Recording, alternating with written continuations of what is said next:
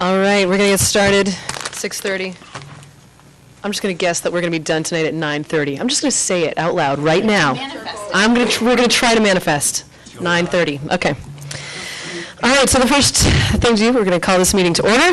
We're going to review and approve the agenda. So there were a couple of addendums. One was a street closure, and the other was a net zero energy resolution. So I'm going to assume that we can add the street closure to the consent agenda, and we're going to put the net zero energy resolution as just before the energy efficiency update with Kate Stevenson when she is here. Any other changes? So we'll consider the agenda approved without objection. And so on to general business and appearances. So this is a time for anyone from the public to address the council on any issue that is otherwise not on our agenda. And if you would keep your comments to about 2 minutes or less. Great. Hello, Mayor Watson, councilors. Thank you for hearing from us tonight. My name is Tom Applemore. I am a proud resident of the Fightin' 3rd District. I live on School Street. And I'm here tonight to speak in favor of what I think has been a really exciting thing around town, which has been the introduction of the bird scooters. I am someone who grew up in Vermont, but moved out of state. I lived in New York for a period of time, bounced up and down the East Coast on a couple of jobs. And in some of those situations, I got a chance to live a sort of car-free lifestyle for a period of time. Those were very walkable places that I was living. Montpelier, I live here without a car as well, but it's a bit of a mixed bag in terms of the availability and the ease of getting from place to place. And as someone without a car, I would say that, at least in the brief trial period that's been in effect so far, it has been a huge success and a real game changer for me. I commute every day. Commute, I guess, is a grand word. It's not that far, all the way down to 155 State Street. It's about a 20-25 minute walk, but a very quick bird ride. And I've spoken to a lot of peers, a lot of people in the community who are curious, interested about using the scooters, and almost unanimously they've had positive experiences. And it is a really nice thing. I have found myself going on short trips to support local businesses that I might otherwise not have taken had I been walking the whole way. They're very easy to ride. I was a little apprehensive at first before I'd given it a try, but you scoot around town like a breeze. It's great. So I know that there's a trial period going on right now. I know that the weather is changing soon, and there will be a sort of weather reprieve until the spring, but can't say enough good things about it. I think it is a really, really nice way. We can reduce our carbon footprint. We can make the city more walkable, more pedestrian friendly, and more accessible for a wide range of people. So I'd urge you to keep with the program. Thanks so much. Donna, yeah. A question? Oh, yes. So when you went through the app, did you feel it was clear enough in direction so you knew you had to be on the road and follow the rules of the road? It is very explicit throughout. It actually refers to local regulations mandating helmets. That is, I think, unskippable as you're trying to access the app. So yes, that was very unambiguous in my experience. Yes. Good. Thank you. Yes. Thank you. Any further comments?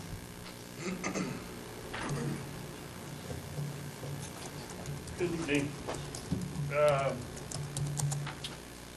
In the interest of saving some time and not, if you would, Stephen Whitaker, thank you. Montpelier. In the interest of not diluting the conversation that's on the agenda for later, I'd like to raise some concerns, issues for the council's consideration. I don't expect you'll be able to take any action on it, but we seem to have a recurring problem with a number of organizations, of which Montpelier is a member. Central Vermont Public Safety Authority has been missing statutory deadlines for minutes availability repeatedly, including at the last meeting and a meeting prior, from 2 meetings prior to that. Minutes are still not available, and the person responsible is an attorney. But when I raised this at last week's meeting, it was met with response from council members and board members that, so what? It's the law. Yeah, we're not in compliance with the law. Too bad. And that's not appropriate. the law on minutes and public records and open meetings is not aspirational. It is definitive. And when we stray from that, we are outlaws. So Central Vermont Public Safety Authority is one, Capital Fire Mutual Aid is another. They had a meeting in September which involved FirstNet, which is something else you need to be aware of. Those minutes have not been made available. We've got a recurring problem. I did have a friendly exchange with John about the one time that a new person was taking minutes and they were a little late getting on the website. I'm not trying to be the police. I think all of us need to be very diligent and I would actually ask you to consider a resolution to be drafted later that takes a firm stand on your commitment to complying with that law, both open meeting and completeness of minutes. The fact that I raised the issue of the missing minutes at the last week's meeting of CVPSA, and my raising that issue is not in the draft minutes that came out today. So what goes in the minutes is also a concern. If I could just mention, completeness of minutes is not a requirement. They have to be up by 5 days afterwards. And for example, Rutland City simply takes photographs of the raw handwritten notes to post that, and that is compliant with the law, and that's been consistently held. What's important is that something be up there within 5 minutes, but 5 days, 5 minutes. Ha! That's what it feels like these days. But I just want to be clear on that. Make you defensive. No, I just want to be clear on that. It's not about anybody being defensive. I just want to be clear on that. I'm aware that, I guess my point is, I'm asking you to consider what is the purpose of minutes if it's not to inform the public so that they can. I understand that. If you're looking for complete minutes in 5 days, I'm not your city clerk. I would suggest you elect another one. There's a lot of other stuff going on, too. Again, I did not mean to put you on the defense. I'm just giving you information. And develop a policy of whether public comments, including handouts. The other example I'll give, Green Mountain Care Board.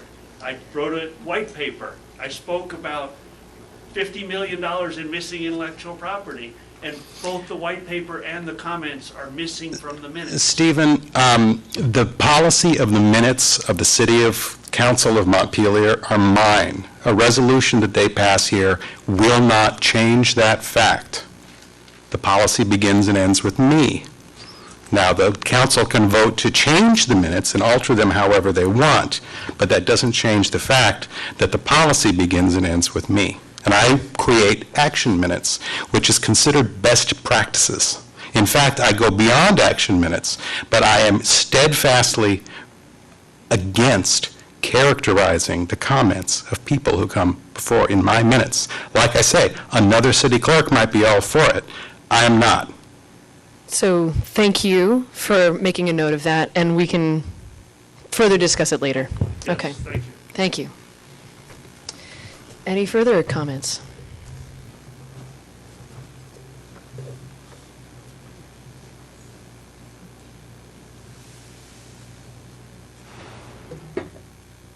How's it going? My name's Rob Goodwin. I live here in town. I just wanted to thank City Council for doing this little bird experiment.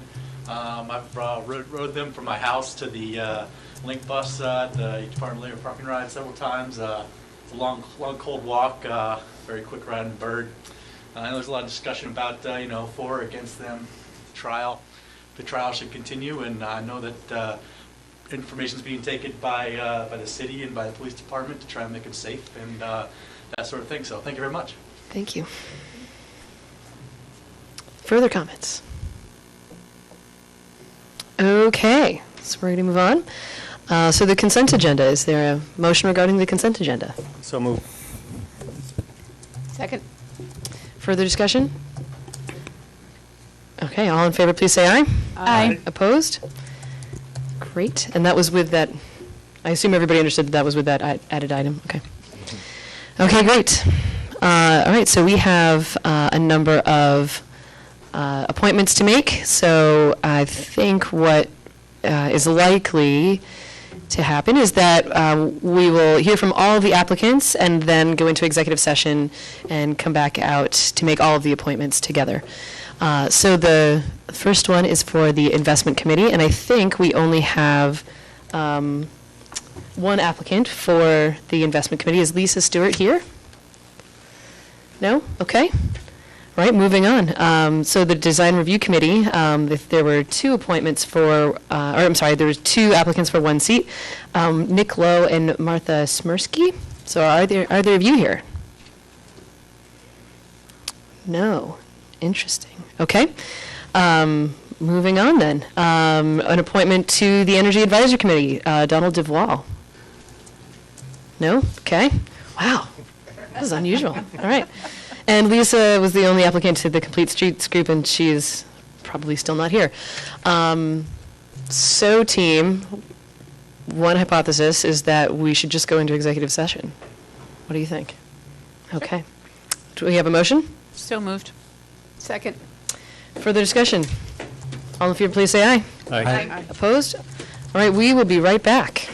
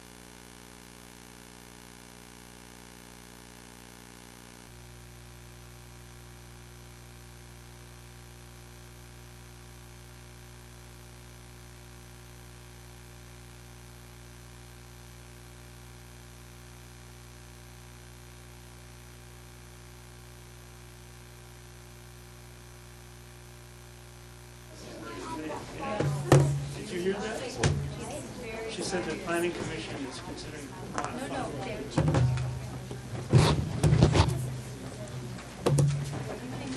diluting the new zoning requirements.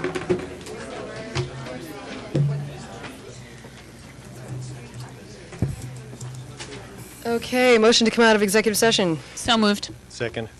All in favor? Aye. Opposed? Great, so we have some appointments to make.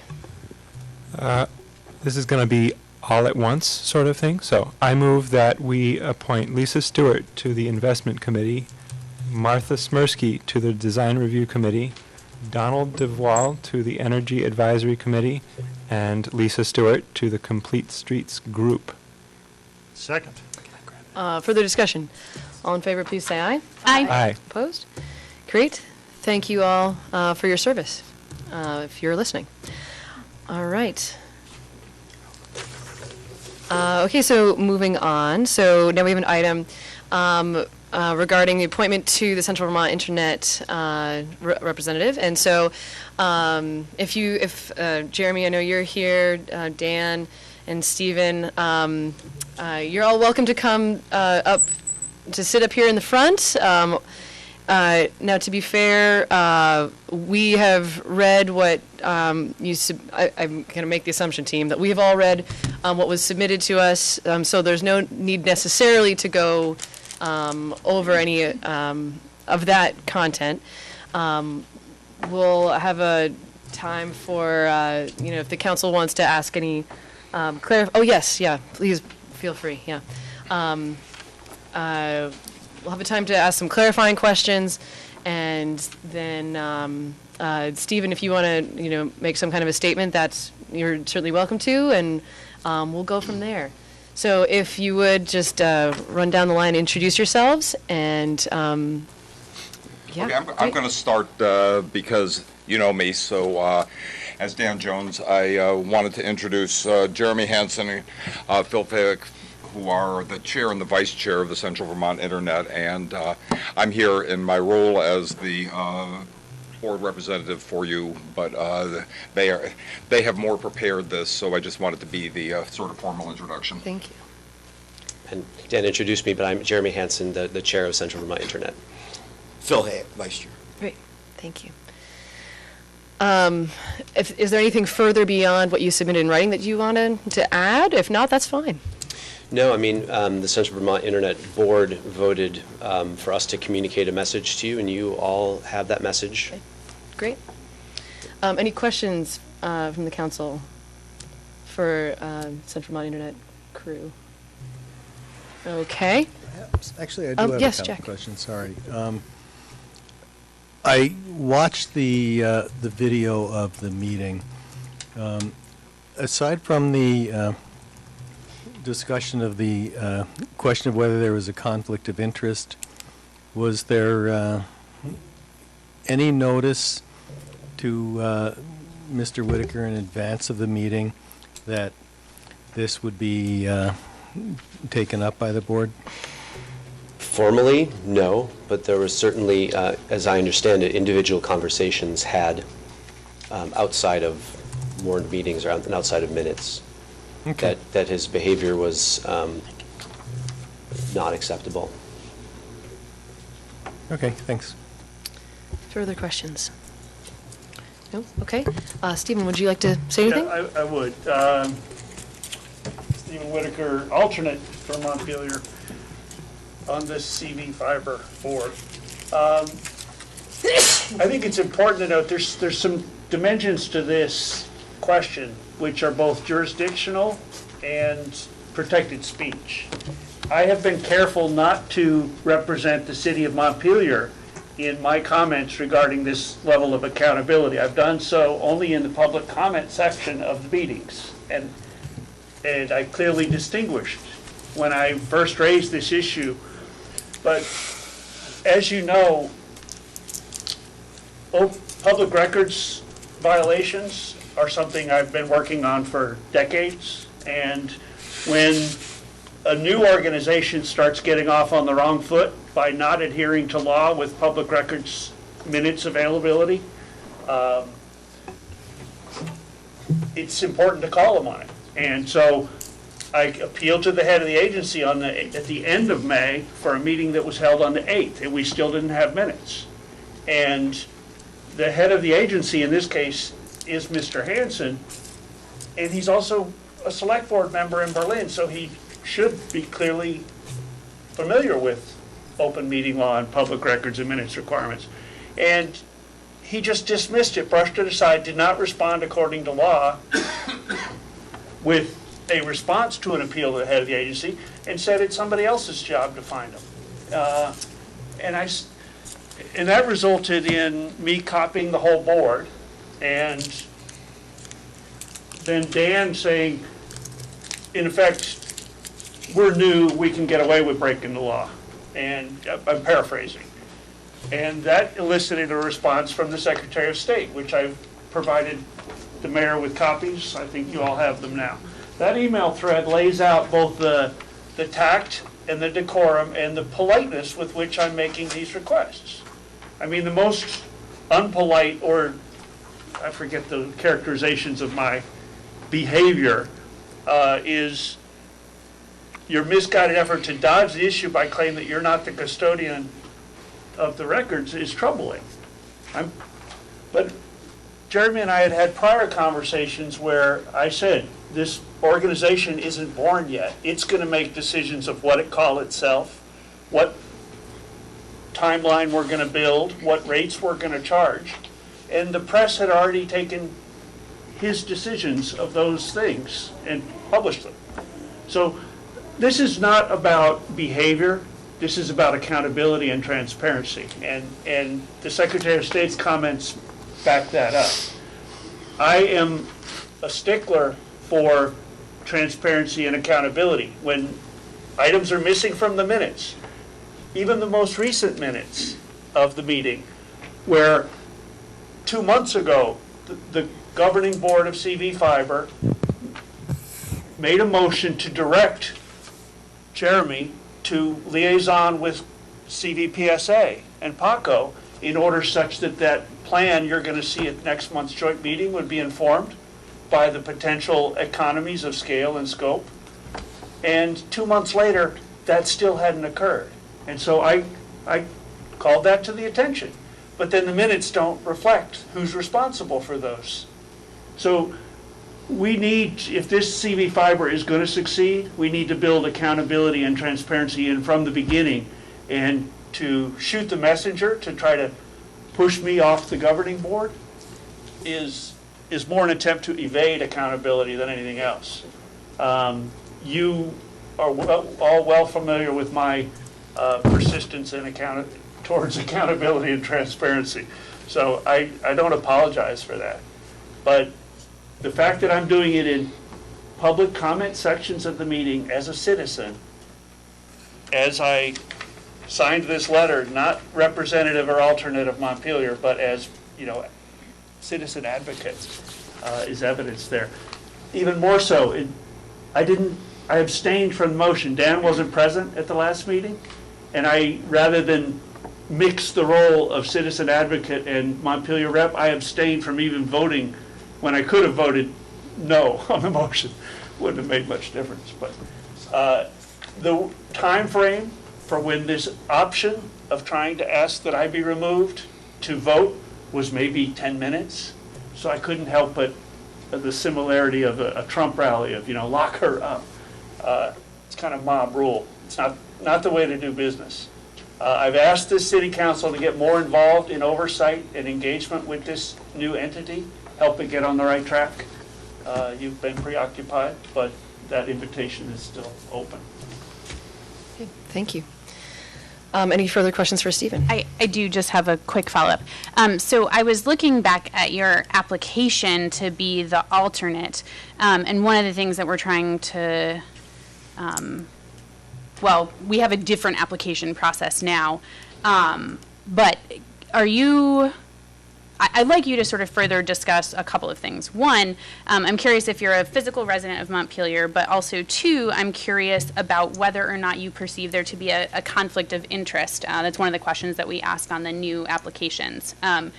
so not even talking about the open meeting stuff, just this sort of the other piece about purchasing the domain and those other questions. I think that's important information for the council. I reside both in town, in a shared space, and in a nearby town.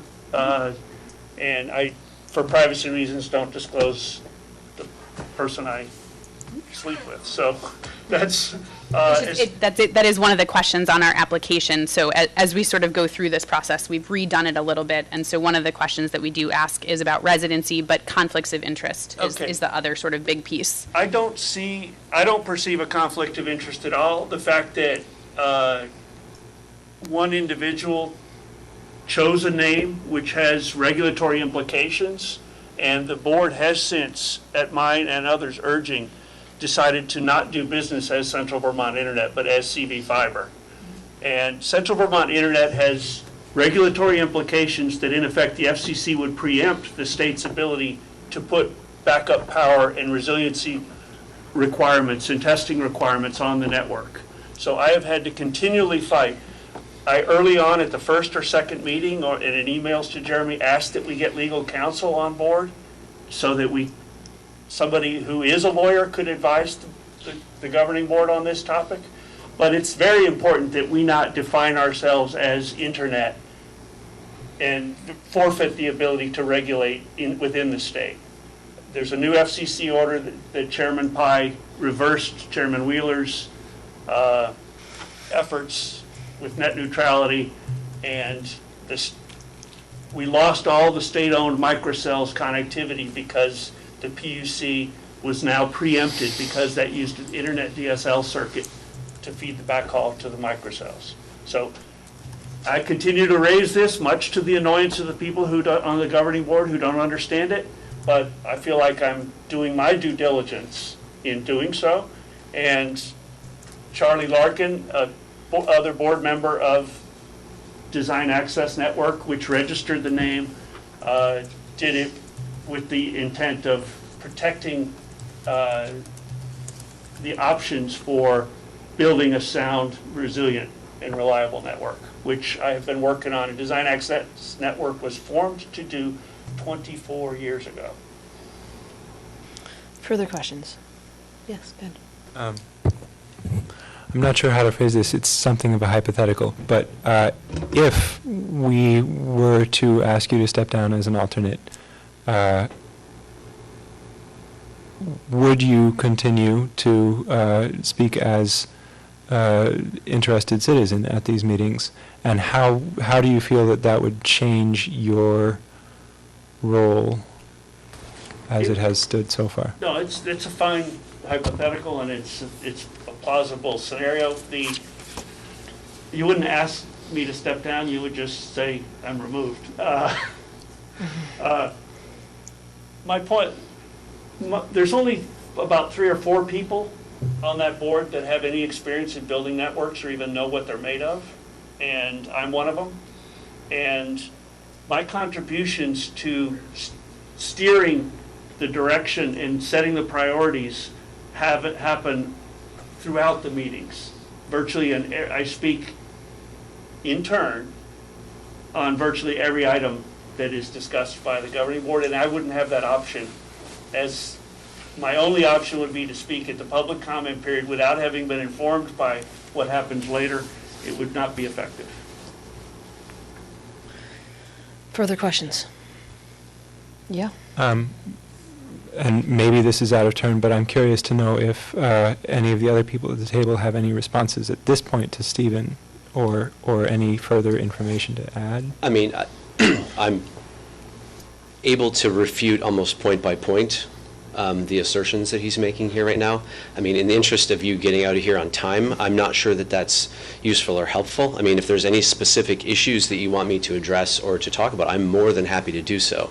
I mean, in terms of him speaking in turn, I was extremely close at one meeting to invoking the process to eject him from the meeting when we had a meeting in Middlesex. He was interrupting so many times and breaching the proper protocol. So that's, for example, always speaking in turn. Sorry, that's not true. His assertion that he's the only one who knows anything about building networks, is also untrue. We are very tech-heavy, which is unfortunate in a board. It would be nice if we had more finance people. We have one. We do have a lawyer on the board, but we have a lot of technical skills, including designing networks and understanding the technology at a pretty deep level. For those of you that don't know me, I'm a computer science professor at Norwich University, and I have taught networking in the past. In my previous life, I've administered and built networks in the past for small companies up to Fortune 500 companies. This is not foreign, and I'm confident in the technical chops of more than just the handful of folks that are being asserted here. So, I mean, if there's anything else that you'd like me to address, I'm happy to do so, but going through all of them would be, I'm not sure, again, I'm not sure that would be helpful. Ashley? I pulled up your email that was part of what we had all received on the council.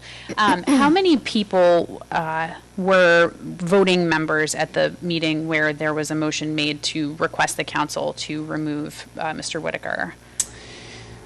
I think we had a nearly full board. I would have to look back at the minutes. Probably 14 or 15 people, and I think there were 2 abstentions. Right. So everyone else voted? Correct. So it was like 12-0-2. Okay. If you had to break it out, I think. Further questions? I think go ahead. In that context, I think it's important to consider the issues on which I've been perceived to have been disruptive. The first one is the emails that you see over the missing minutes from the first. The second was a request for data, which was forewarned. As soon as one of the members announced he had data from Washington Electric Co-op, in the open meeting, I said, I'm going to make a request for that. I made a request for that, and then I had to appeal to the head of the agency. Again, the appeal to the head of the agency was not responded to in compliance with law, and then the data was destroyed, which has another set of implications. And the fact that the person responsible for not responding to these public records appeals to the head of the agency is not identified in the minutes should be an indication of the problem.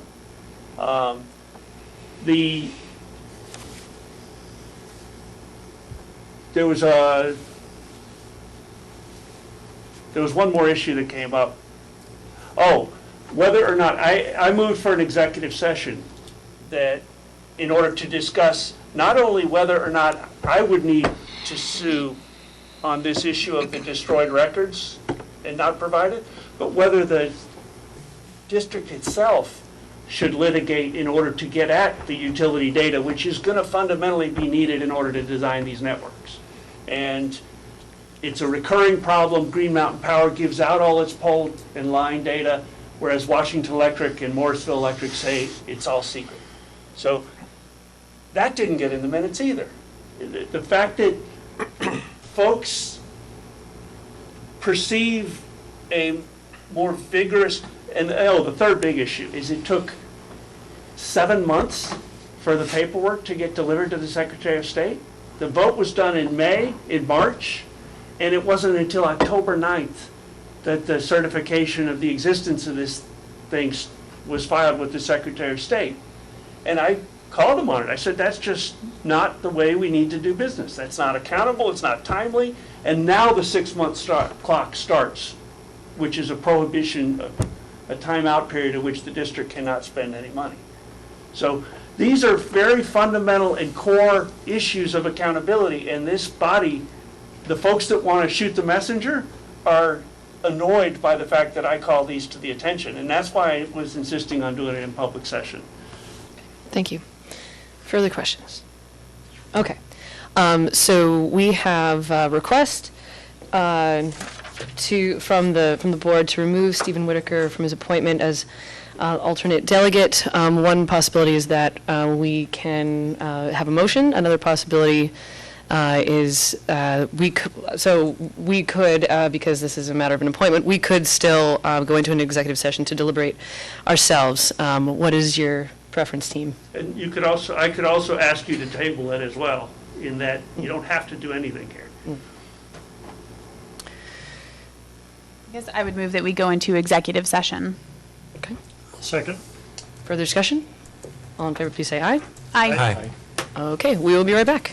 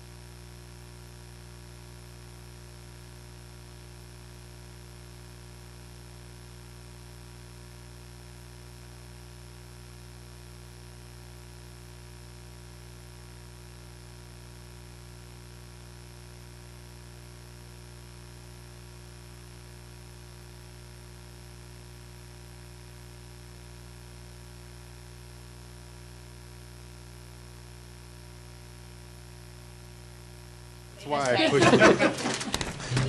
I had to get it away from me. You weren't doing your part. Okay, so do we have a motion to come out of executive session? So moved. Second. All in favor? Aye. Okay. Do we have a motion? Yes, at this point, as the president of the city council, I would move that we replace Stephen Whitaker as an alternate on the Central Vermont Internet Board. I'll second. Further discussion? All in favor, please say aye. Aye. Opposed? Great, thank you. And so just as a matter of form, we'll be advertising for that seat. And thank you, Stephen, for your service. And we want to, just acknowledge that, transparency and accountability in government is important. And, holding our collective feet to the fire is a fine thing. But the manner and the tone, they do matter. So thank you, and we'll be finding someone new. Thank you. Thank you. Okay. The parklet ordinance. So this is the second reading of this ordinance, or changes to this ordinance. And we had one change, which was last time it said something like November 15th, when it should have said October 15th. So I think that's what it says now. So, comments on the ordinance. We'll have comments from the public and then council discussion. Open a public hearing? Oh, yes, thank you. We're going to open the public hearing. Good call. All right, go ahead, Dan. Hi, Dan Groberg, Executive Director of Montpelier Live and Liberty Street resident.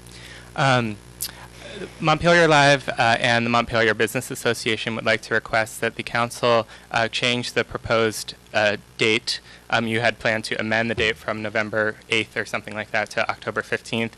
We would like it to read through the third Friday in October, such that the parklets would still be in place during Moonlight Madness.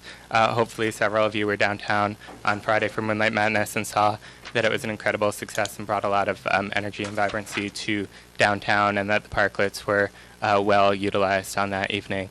So we would like to request that they be in place through that event is always on the third Friday in October. Thank you. Thanks. Further comments from the public? Okay, any council discussion? I have a quick question that maybe Dan's best suited to answer.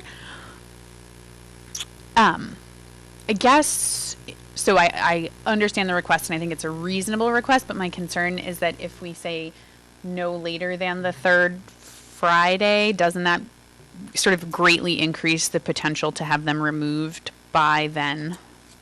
You can certainly make it later than that. I knew that was going to be your comeback, but no, I mean, we understand the impetus for the council to move it earlier than the November date. We'd just like it to stay sort of as late as possible. The whole MBA at our last meeting agreed that the vibrancy and vitality that the parklets contribute to downtown is really important. And I know you've heard from another individual who had some comments about moving the date even earlier to release those 5 parking spots, but the MBA feels strongly that the parklet vitality sort of outweighs those parking spots, especially during the tourist season. Great, thank you. Further comments or questions from the council? Yeah, go ahead. I think probably a lot of us were downtown last week on Moonlight Madness. It was beautiful weather for it. There were a lot of people downtown. There was a lot going on. I thought it really just illustrated how great it can be and the value of doing things like the parklets to attract people to be out and about downtown. And so I will make a motion to amend the time to the third Friday in October. After the third Friday? After the third, like the third Saturday, maybe? That's fine. Okay, is there a second? I'm just looking at the calendar, if it's the third Saturday, that might not necessarily be a third Friday, would it? Depending on when it falls. I mean, I think it gets really tricky, so how about the 25th? Okay. Well, how do you feel about that? That's fine. Okay. All right, so the 25th then. Is there a second? I'll second it. Okay. Further discussion on this piece of it? Yes. I think that we might need to adjust the fee provision to line up with the Yes. time that it's open. So my motion includes that provision as part of it. Is that okay? Yes, if there is no objection. Donna, is that cool with you? Yes. Okay. Okay, so it's a couple pieces. Any further discussion about that? Okay. All in favor, please say aye. Aye. Aye. Opposed? All right. Any further comments from the public or council on the rest of this ordinance? No? Okay, sorry, I'm all distracted. Too many things to sign up here. Okay, so, so I think at this point we would we're going to close the public hearing. And do we need to, I'm just checking to see if we need to pass any motion regarding the final version of this. Yeah, I think we do. I move that we Yep. amend the ordinances as pursuant to the proposal as amended earlier this evening. And I think we need to approve the second reading of it. Okay. We can include that? That's part of it, yes. Okay. Second. Okay, great. Further discussion? All in favor, please say aye. Aye. Opposed? Great. Okay, thank you. And you're good with that, John? Yeah, no, Okay. all good. Okay. I'm there. I'm on it. Awesome. Okay, we're moving right along. Okay. All right. The Art Synergy Master Plan. I know there's a number of people here for that, so welcome to the front table. So you just need me to sign it here? Yeah, apparently you do. Oh, that's that. No. Apparently. That's fine. That was hard. Beautiful, beautiful hard copies. It is great to be here again, talking about beauty and inspiration and community engagement, and we're happy to bring that energy to the council meeting tonight to really talk about the process that's been happening for the last 3 years around the Public Art Master Plan. I'm going to frame up really quickly where we've been and how we got here just in about 2 minutes' time. Amanda Golden is back, our consultant on the project, and Nathan's been very involved in the advisory team and on the and other work. And so Amanda's going to talk a little bit about who was engaged in the process and what we heard, and then I'm going to wrap up very briefly about the action plan that we're suggesting and the invitation for action from the council. So we are here because of the council's investment in this process 3 years ago when they pledged $50,000 to match a potential grant from the National Endowment for the Arts, which was awarded, and launched this public planning to identify and create a master plan for public art. And of course, we also commissioned an artwork for the Taylor Street Transit Center at that time as well. What we're asking tonight for the council to consider is to adopt the plan as public policy. And I think everybody has seen the plan, or I think I have met with everybody and gone over questions previously about the plan. So we're going to just touch highlights on it. So we'd like the plan adopted this evening. And also, we'd like the council to pursue a path forward in the budgeting process to identify $50,000 in FY20 budget to fund the first year of the plan. We understand that that decision can't be made tonight, but we would like to have the council express its interest in pursuing that in the budgeting process. Great, thanks, Paul. So how did we get to where we are today? We spent a lot of time asking the community about their vision. And I kind of want to just touch on who we asked and what we asked them. And you can kind of review this on page 6 is where it begins. We had over 200 participants. To kick off the process, we engaged over 40 stakeholders. We met with them either individually or in small groups, and many of you I have met with as well. Many of the old council members, actually. A lot of you are new faces that I have not yet had the privilege to meet. We ask about how public art relates to their sense of place, relates to building and enhancing the identity of Montpelier, how it engages the community into thinking about what they think about themselves, also what they think about their community, and how it can increase pride and their attachment to their city, and then ultimately what their vision is for the city when it comes to public art. We had our first meeting to kick off the process at Lost Nation. It was a pop-up museum where people were able to bring things that they thought represented their home. It was really interesting to see all the different objects that people brought. Very excited.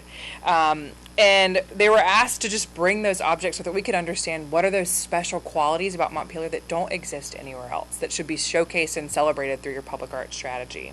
We also had 3 artist-led workshops.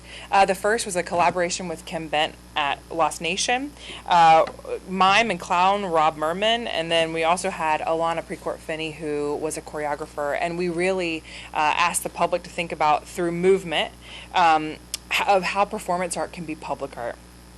The second teaching workshop was with teaching artist Gowrie Savor at Main Street Middle, and I hope all of you were able to see that installation that is actually on the front cover of the plan.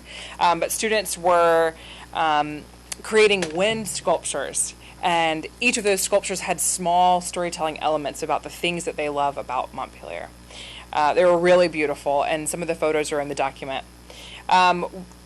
The third workshop was led by Ward Joyce, and it focused on public spaces. We had 5 other artists and architects who helped sketch ideas for how public art and placemaking can live in Montpelier. And those were site-specific, and you can actually see the outcomes of some of those sites in the document, beginning on page 30. And then we also hosted 3 artist talks at Bookspieler Records, Domina's, and then we also had one at the Kellogg Hubbard Library, and that was just really to get the community in to talk about what is public art, how does it live, and what does it look like when it's being commissioned and then installed. And then lastly, we had this really interesting info sharing, brainstorm, idea matching Q&A session that I think is so Montpelier, where we shared kind of how we got to the point that we are at, and we brought in 3 experts to talk through the process and what public art is. Sarah Katz from Burlington, Lars Torres from Local 64, and then Gowrie Savor, who is the founder of the River Lights Lantern Parade. And then all of that was also backed up by an online survey. So anybody who couldn't participate also had the opportunity to participate online and let us know what they thought.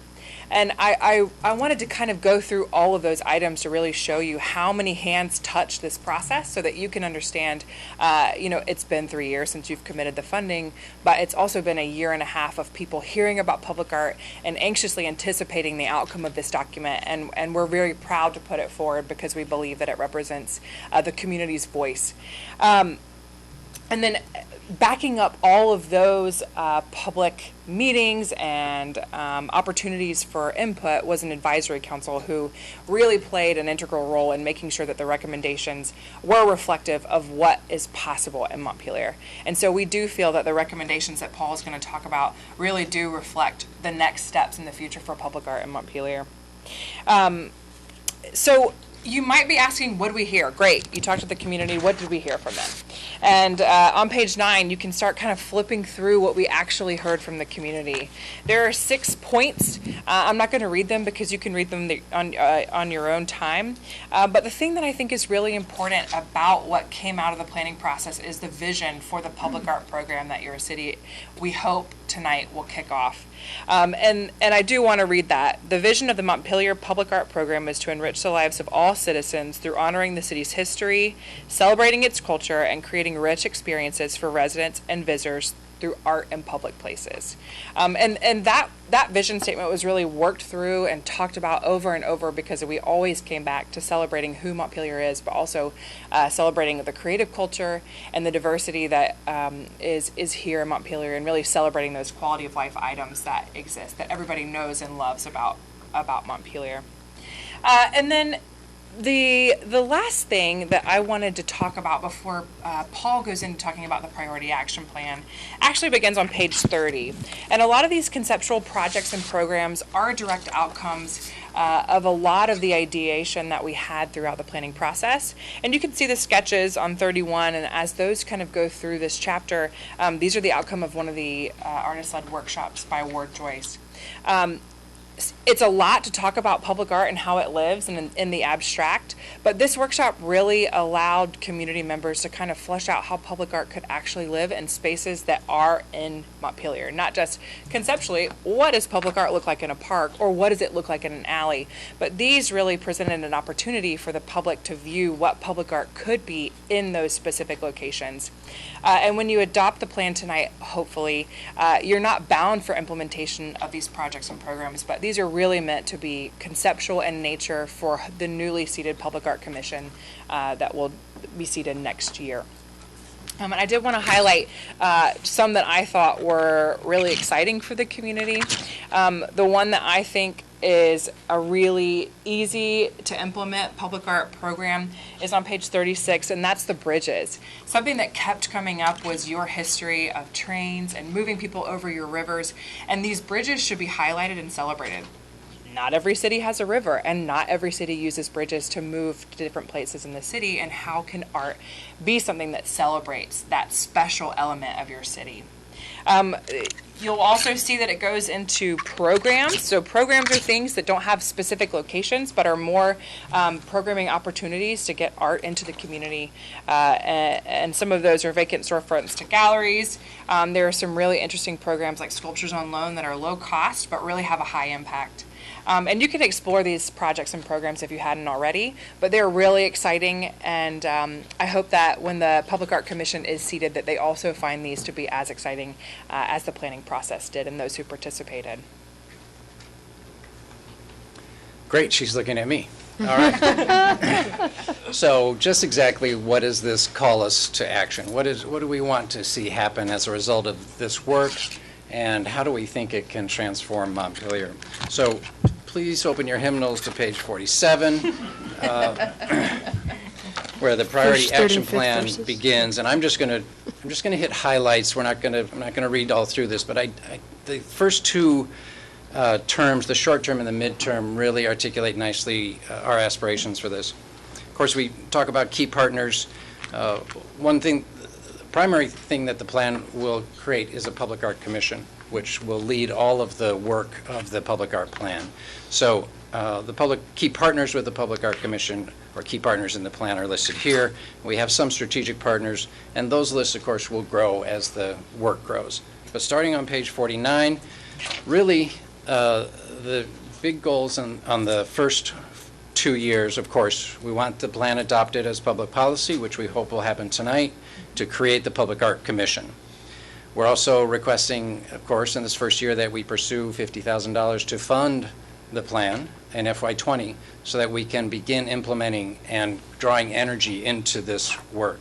And a really key thing that Amanda has helped us be very strategic about is that there are some very easy to implement projects that we can tackle right away in the first 2 years to really show wins and to easily draw the community into what public art means, and to not spend a lot of money necessarily. That ranges everything from, I know, a new project that's on the table with the garage and how we might animate that through a mural, as in the current rendering. And there are any number of projects that could easily be implemented in these first 2 years. Once we're up and running and everything is settled and the commission has had time to live with itself, the next step, of course, is to start leveraging the city's funds into more funding. And that's one of the critical elements of funding from a city for this type of project, is that it immediately allows us to attract other grants and other private funds to make more of that $50,000. And that's not unlike what we're doing right now with the Art Synergy Project, where we started with 50 from the NEA, 50 from the city, and raising an additional 50 from the community. So by year 2, we fully expect to have awareness of those opportunities and acting on them. And a really critical thing happened in this process that I didn't expect. we started talking about how art lives, or how we want art to live in Montpelier, and the notion about a broader cultural plan for Montpelier came up in almost every one of these workshops. And I want to be really clear that what's in front of you is not a cultural plan. It is a public art plan. It is a plan to invest in the infrastructure of Montpelier that helps define our city. There's a much broader discussion here around what we want our cultural scape to be, and that would be developed through a cultural plan. And we're suggesting that the Public Art Commission would be the launching pad for that plan in the years 3 to 5, which would take our aspirations to a new level around how culture lives in Montpelier. I'm not going to talk much about the long-range plans because 5 years is eons away, but basically, as this grows, we're looking at large-scale works. How can we understand how to manage those, where the funding comes from, and start implementing some really iconic pieces in years five on. I'm going to pause and invite questions. Yeah, great. Questions from the council? I'm just really, really excited about this, like incredibly so. Thank you. We are too. And that you did so well in the booklet in reflecting the work. It's just beautiful and inspiring. It's very good. And I do appreciate, Paul, that you brought up the cultural plan because people ask me about that, and it is different, and so that's good.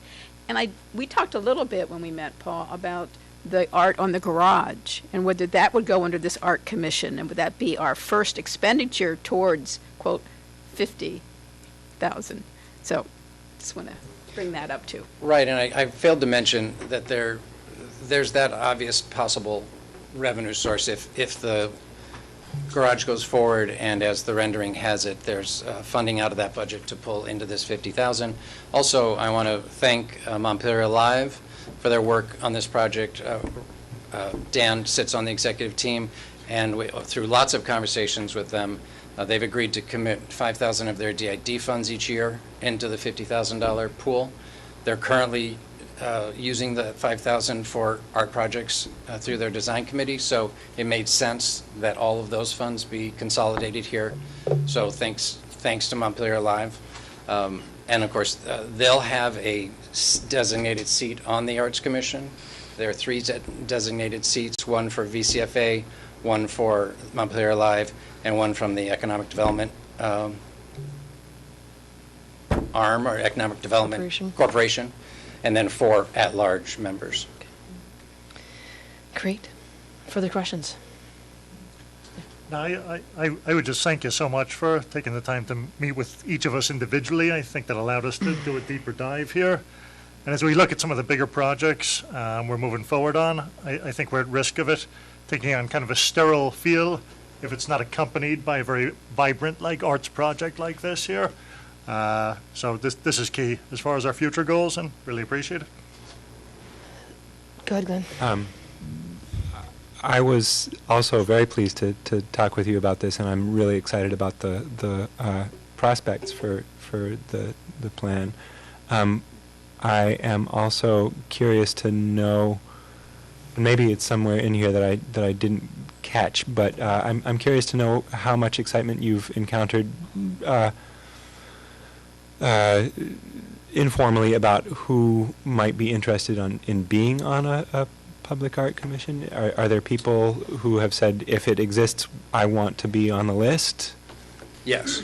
Yeah. And I can tell you without particularly naming names. Yeah, no need. But Montpelier is extraordinarily rich in expertise around art and public art. And Nathan, for instance, we can name Nathan because he's here and he's been so involved in his prior role as executive director of the Helen Day Arts Center.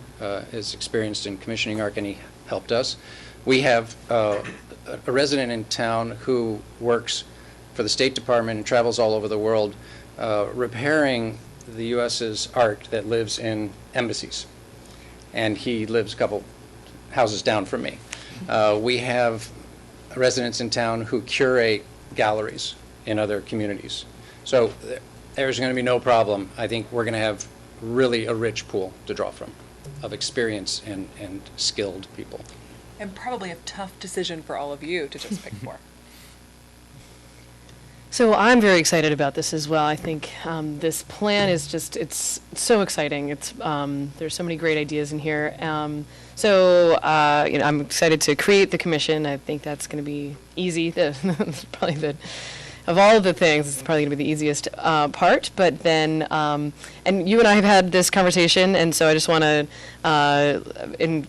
maybe you've had this conversation amongst yourselves as well, but just so everybody knows what I was thinking about this in terms of money. And we're not going to be making any decisions tonight. This is a part of the budgeting process that we'll be having over the next couple of months. But one of the things that I am interested in is having some kind of a plan for the money as we move forward. And I know that's maybe not necessarily normal in lots of other places, but what I have learned is that there seems to be no normal, and that I just want you to know my preference would be that just like any other committee or like DID money or even for the Montpelier Development Corporation, they come to us with a budget to say, here's what we intend to spend money on this year.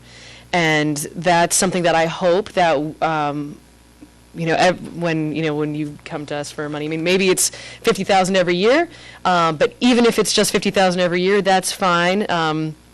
But having some plan of like, this is what we intend to use it for, even if we intend to bank it because we want to do this big thing. I just want to know what the plan is. And I mean, sort of similar, there's a lot of parallels there with like the Housing Trust Fund. They have some certain things that they will say, we're going to be spending this much on, first-time home buyers program, but, we're going to be saving up, and there are these big projects that we want to do. So, and that, I'm not sure how that works with the first iteration, but especially if the garage passes, there is kind of an obvious first project that we'll need to do. But what were you going to say? If it's okay to respond. Yeah. I think it's a great point in terms of the public trust and public funds. It might be useful to look at the process that went into the One Taylor Street project and that commission as a pilot and a trust building exercise. Between the public and what is possible with public engagement. And I don't think anybody sitting here in this room would wish to jump over good process I could deliver a budget to you tomorrow, but it wouldn't include the voices of the yet to be formed commission. Yep. So that would be cart before the horse. So I would argue that it might be an exercise in trust the first year. Yeah. And then to pile on, because you've given me the mic, there are so many wonderful things that a city must do. Sidewalks, roads, water, unglamorous, absolutely essential, and extraordinarily expensive, right? Infrastructure is not cheap. In that context, this really minor investment has the potential to pole vault this city over and over again to be a leader in this state and in New England as a destination for arts and culture. And you look at the sort of multiplier on dollars spent on arts and culture, especially public dollars, and it's really tremendous. And so I encourage the leadership to consider that strongly. Look at the One Taylor Street pilot as an example, and have the faith and courage to back that with a $50,000 investment the first year, and let's keep being unique. Let's keep being better than what we are now and better than our neighbors, because we want to be special. Amanda, do you want to talk for a minute about that? Yeah, I also, in anticipation of this question, on page 58, there actually is a requirement for the commission to do a public art work plan. And that allows the commission to understand what their budget will be, and when they come to you and ask, they're going to have kind of a plan. Essentially, the artist is who decides what the art is, but you can see on page 58, the following steps are going to be taken so they understand how much funding is available. They're going to identify which projects are going to be paid for by the funding that's going to be put forth, and then they're going to develop a work plan that includes locations, goals, and budgets for each of the public art projects that they're going Great. to. So that's Thank you so much. You're I welcome. so appreciate it. Yes. Excellent. Jack? In thinking about this project, I'm thinking about, this year is the 30th anniversary of Lost Nation being upstairs in City Hall, and it was a pretty big investment of money to be able to improve the space so the theater could work there. But I don't think anyone would question that has been a tremendous benefit to the city. And Paul, you said to me this morning, well, has anyone ever asked someone to visit Montpelier for the art? And I can say my in-laws typically come up here to visit us every fall, and they usually try to time it so they're coming at the time when they can see a show at Lost Nation. And so I think this is great. Obviously, the budget process is what it is, and so supporting this now doesn't mean, yes, I'm definitely on board for $50,000 in this year's budget, but I strongly support this, and I think this is a great job. Glenn? I want to say that personally, at least, I will be going hard for $50,000 in the budget, and I want to. I've been thinking about this a little bit over the last few days. I am comfortable, especially with the work plan that you just described, with the idea of if we adopt this plan, seeding it with the money that will make it function as much as possible. I'm also just curious, and I don't know if this is a place to go through it quickly, but in terms of scheduling, assuming we were to adopt the plan tonight, we can presumably go right ahead and advertise for members, and the commission could be formed very shortly, I imagine, and their first directive could be to scramble a budget as fast as possible. I want to jump in here, although I appreciate where you're going with this, Glenn, and I'm in your corner kind of theoretically, but the manager in me wants to rear its ugly head and say... What's the realism? Yeah. So what we're really... This is definitely a cart before the horse issue, but what the council can hold on to here is that this plan, created by one of the country's leading consultants in public art, is best practice. This has been vetted by, for instance, members of the advisory team include Michelle Bailey, who's here tonight, who runs the public art program for the state through the Vermont Arts Council. David Sheets was on the advisory team. He has also seen this plan and been heavily involved. This is as good an assurance that you will ever get that this process will work, and we will come out with community-engaged and inspiring work. There is a leap the first year because of the timeline. In order for this to function, we need to be doing everything at once the first year. But we won't be able to deliver a budget and a project plan in time for you to get through the holiday season, before. Right, and for our budget cycle. Yeah. Yes, that's just wanted to... perfectly reasonable. And thanks for throwing that out there. I appreciate it. Tana? Well, I agree with you on the timeline, but you've given us the essence to leap. I mean, there isn't a whole lot we have to trust. So much is laid out here, so I think we'll find some money. Okay. All right. Need a motion? I think we need a motion. I will make the motion. Oh, I'm sorry, Glenn, No, go ahead. please. No. Go. Okay. It's yours. I move that we adopt the public art master plan as presented tonight. Funding decisions pending our budget process. Don't even need that part. Okay, I move that. I will second Strike that. Thanks. Oh, stinker. I'm just so excited. Might you, so as a part of that, might you also want to create the commission? Yes, I move that we create the commission. Okay. And that's okay with you? Maybe Donna Or could Donna. second that one. If you're adopting the plan, it says you're going to. Adopting the plan, so that's maybe understood to be a part of it. Okay, I just want to be really clear. Okay, great. So we're adopting the plan, great. Further discussion? All in favor, please say aye. Aye. Opposed? Great. So it's understood then. Thank you, yes. Great. Thank you. And Just so- one last, this is Amanda's last visit to Montpelier for this project. For this project, For I'll this be back. project, I want to just extend a huge thank you and recognition to the extraordinary work she's done in leading us and advising us and creating something that we can all be proud of. Thank you. You're welcome. And likewise to Paul, who has done this for Montpelier. Yes, thank you. Congratulations. Great, so we'll be advertising for those seats. Thank you. Okay. Everybody, please leave your copies. Okay. So you can take a look and pass them on. All right, the Downtown Improvement District. Team, do we need a break? Sorry, I'm sorry. You were so on the ball, just getting right up here, too. We're going to take a 5-minute break.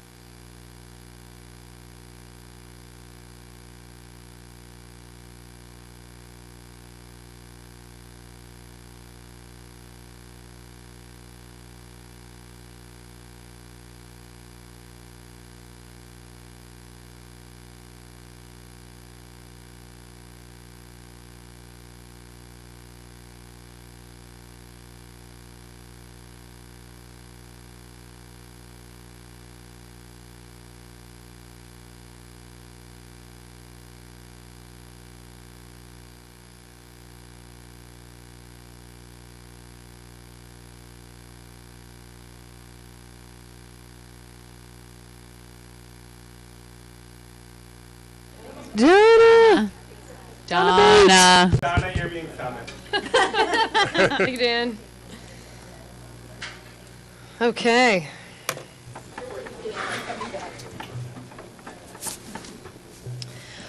Okay, so we're back from our 5-minute break. All right, I'll turn it over to you all. Okay. Dan Groberg, I'm the Executive Director of Montpelier Live. David Marco, Board President of Montpelier Alive. So we are here tonight to review our activities with the Downtown Improvement District and present a proposed plan for FY19. So that's actually the year we're in currently. We're a little behind on the 8 ball due to when I started the position and when we were able to get this scheduled. So the Downtown Improvement District, as you know, is a special assessment on commercial property within a designated area of the downtown.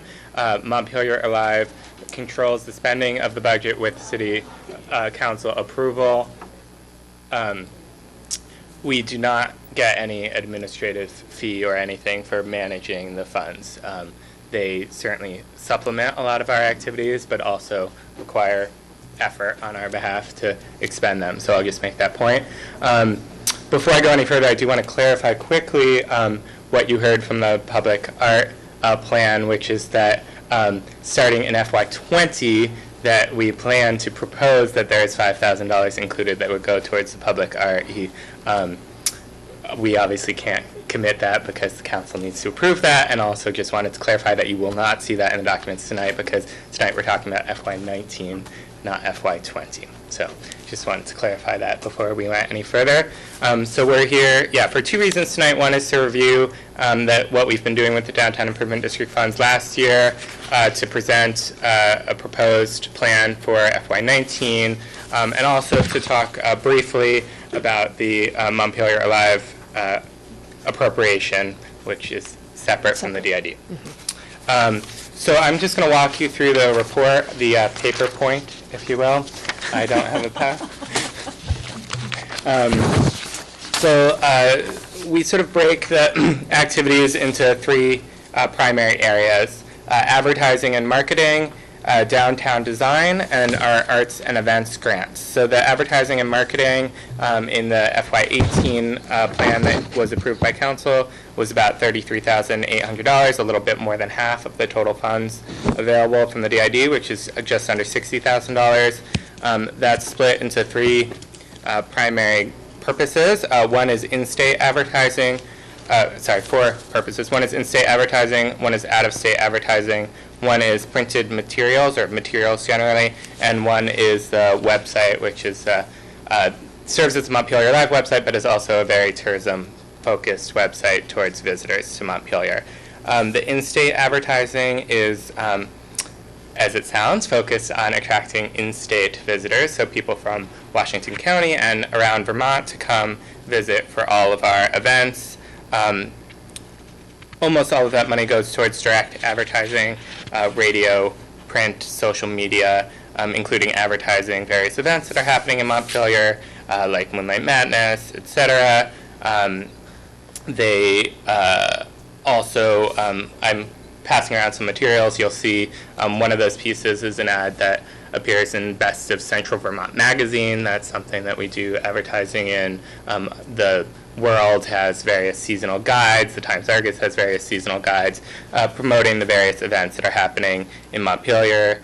We've also used these funds to advertise new businesses that have opened in Montpelier and work with them on some grand opening activities. You may have been at the Onion River. I know the mayor was at the Onion River Outdoors and Rome grand opening event. A portion of the funds go to out-of-state advertising. We work with the Vermont Department of Tourism and Marketing because they have a match program where they will match 1-to-1 up to $10,000 of funds that go through them. They also have tremendous buying power because they're spending hundreds of thousands of dollars on marketing of Vermont. So they have, bulk rates in various papers, etc. So some of the things that we've spent the money on this last year, and I'll just say that we've spent only a small portion of that because we're targeting a lot of that towards this coming year. we spent money on the Discovery map, which is the tourist map that you see everyone walking around with, to point people towards the website so they can learn about events and restaurants and things that may not be on the map itself. We've done Facebook advertising, Instagram advertising. We've done advertising through Waze, which is a mapping service. So actually, as you drive past Montpelier, it will suggest that you stop in Montpelier, and actually we've had thousands of actions taken on that for a very little amount of money. So it's really reaching people at the point of decision, like, should I stop in Montpelier, which is exciting.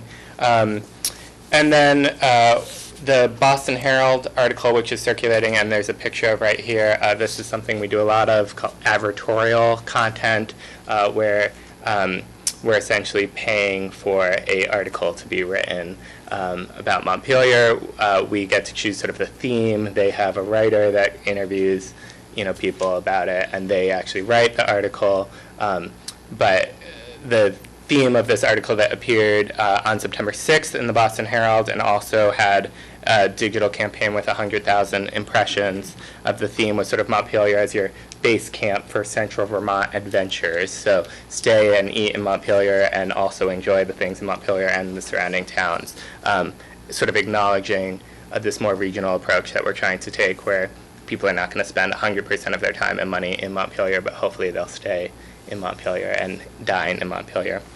The materials, similarly, we're reserving a big portion of the materials funds for a project that I'll talk about briefly.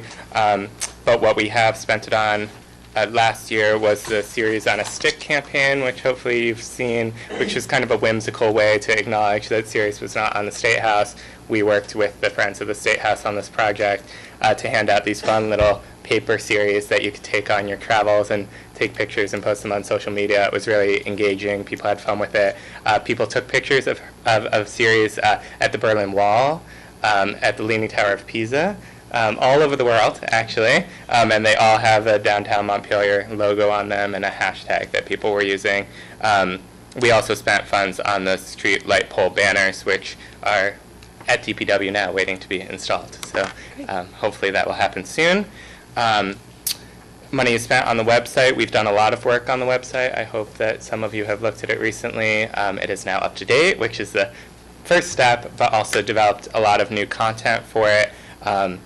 A series of itineraries for different interests. So we've now launched 3 of those, one for beer lovers. It's like 36 hours in Montpelier for beer lovers, one for art lovers, one for history lovers, that have been done, so they're curated by experts in the area. So the arts one was done by Ginny Callan, the director of the T.W. Wood Gallery. The beer one was done by the manager at Three Penny Tap Room. The history one was done by the outreach person at the Vermont Historical Society. So they're really quite nice pieces.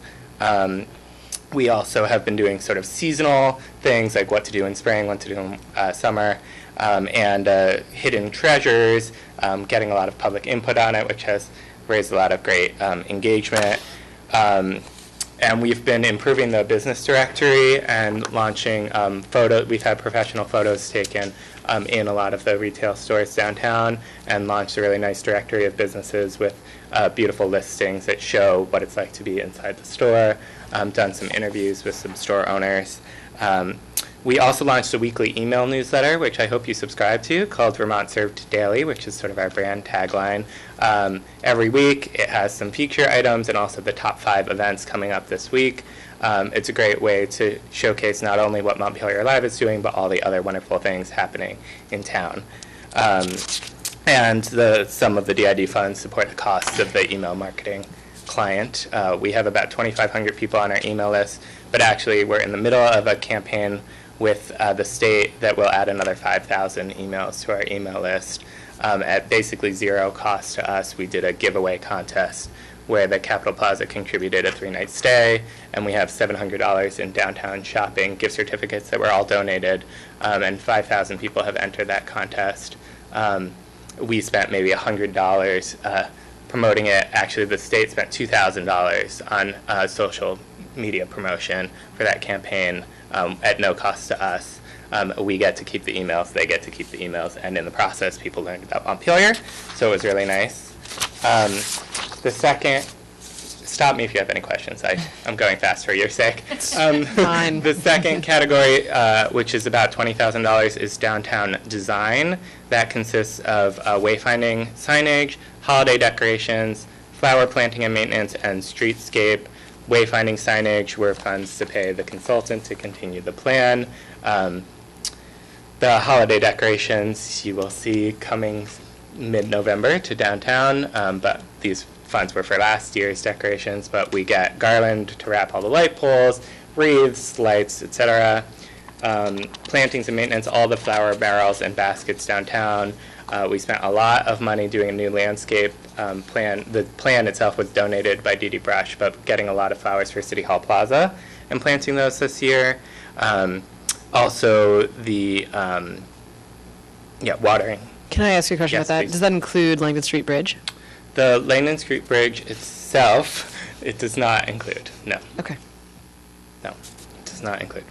And then $2,000 for streetscape this year. We purchased 3 sets of new metal trash cans to replace the ugly plastic trash cans. So there are still 9 sets to go. So that is a work in progress. And then the final piece is the Community Arts and Events grants. So this is really about leveraging Montpelier Live's promotions and expertise and adding funding to events that take place downtown to really make those events great. So we funded 4 projects in this year. It's a public grant application that we make available. One of the projects actually was canceled and the funds have been refunded, and we plan to give them out next year, so to speak. But the other 3 projects, Spice on Snow, a series of community art workshops by the Art Resource Association, and then Abundant Silence during the last art walk did a public concert in front of the senior center that was very well attended. So that's what we spent the money on last year, essentially. And I will note as we look towards what we plan to spend next year is that first of all, our fiscal year, Montpelier Live's fiscal year, does not line up with the city's fiscal year. We're on a calendar fiscal year. And the second piece is that sometimes we sort of bank funds to spend on bigger projects that we anticipate coming.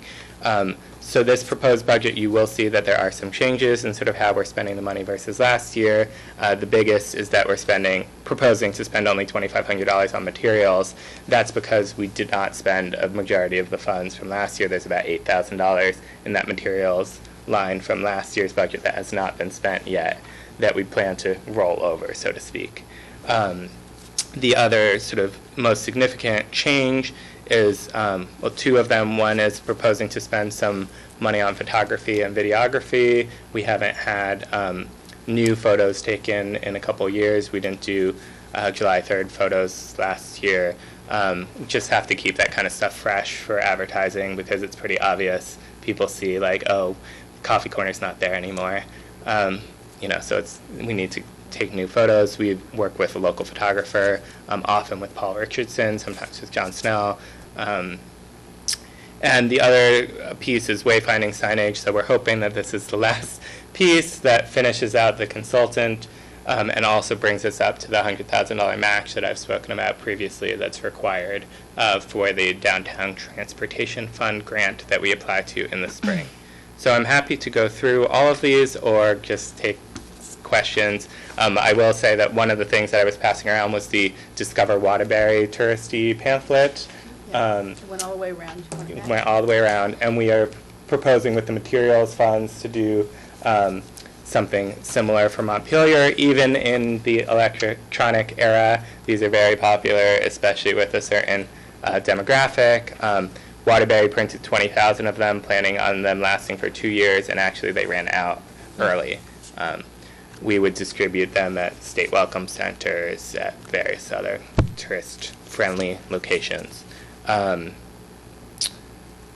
That's the gist. I'm happy to dive into any of the categories or any questions if anyone has any. Comments or questions? Okay, I have a couple. One is, I know I just asked this question about like, did this include, funding for the Langdon Street Bridge, and that's, fine, it didn't. At some point, I would like for the city to figure out like how we might go about maintaining. So the plantings that are on the Langdon Street Bridge, I think they're a great asset. They're really beautiful, and whether that means that we incorporate it into the city budget as just a contracted item, and then we can maybe work together with Montpelier Live to add it on to the contract that you already have with the person who maintains them, or if it's something separate that we do, or if it's just incorporated into the parks budget. I think we need to figure that out, but I just want to flag that as a Yeah, and I'll just say that we're happy to work with Langdon Street Alive. We asked them for a specific request for funds and did not receive one, and we didn't feel comfortable just handing out city funds without having a specific Nope, that's fair. So we'll continue to work on figuring that out. So that's one thing. The second thing is that, well, I love all the graphs. They make me very happy. And particularly with the metrics, I mean, one of the things that we spend a lot of money on with this is advertising and marketing. And so, having the statistics about how effective that marketing is, I find really helpful. And I think it's, good to know like what's a good use of our advertising dollars, like what's most effective mechanisms. Sometimes the advertising is going to be more measurable than other times. Sometimes it's about establishing the brand so that it's sort of in the back of somebody's head. I want to plan a trip this weekend. Didn't I see something about that cool town in Vermont? It may be months later that there's impact. It's not necessarily measurable. Obviously, things that we do online, you have things like impressions and click-through rates and things like that. One question, there was an abbreviation in the key engagement metrics that's YOY. Year over year. Year over year. So can you explain that? I'm not sure which specifically you're referring to. So the increase from... So it's like 6.3% increase from the previous year. Okay, great. As you were describing some other metrics, like the decisions that people make over the Waze app, I know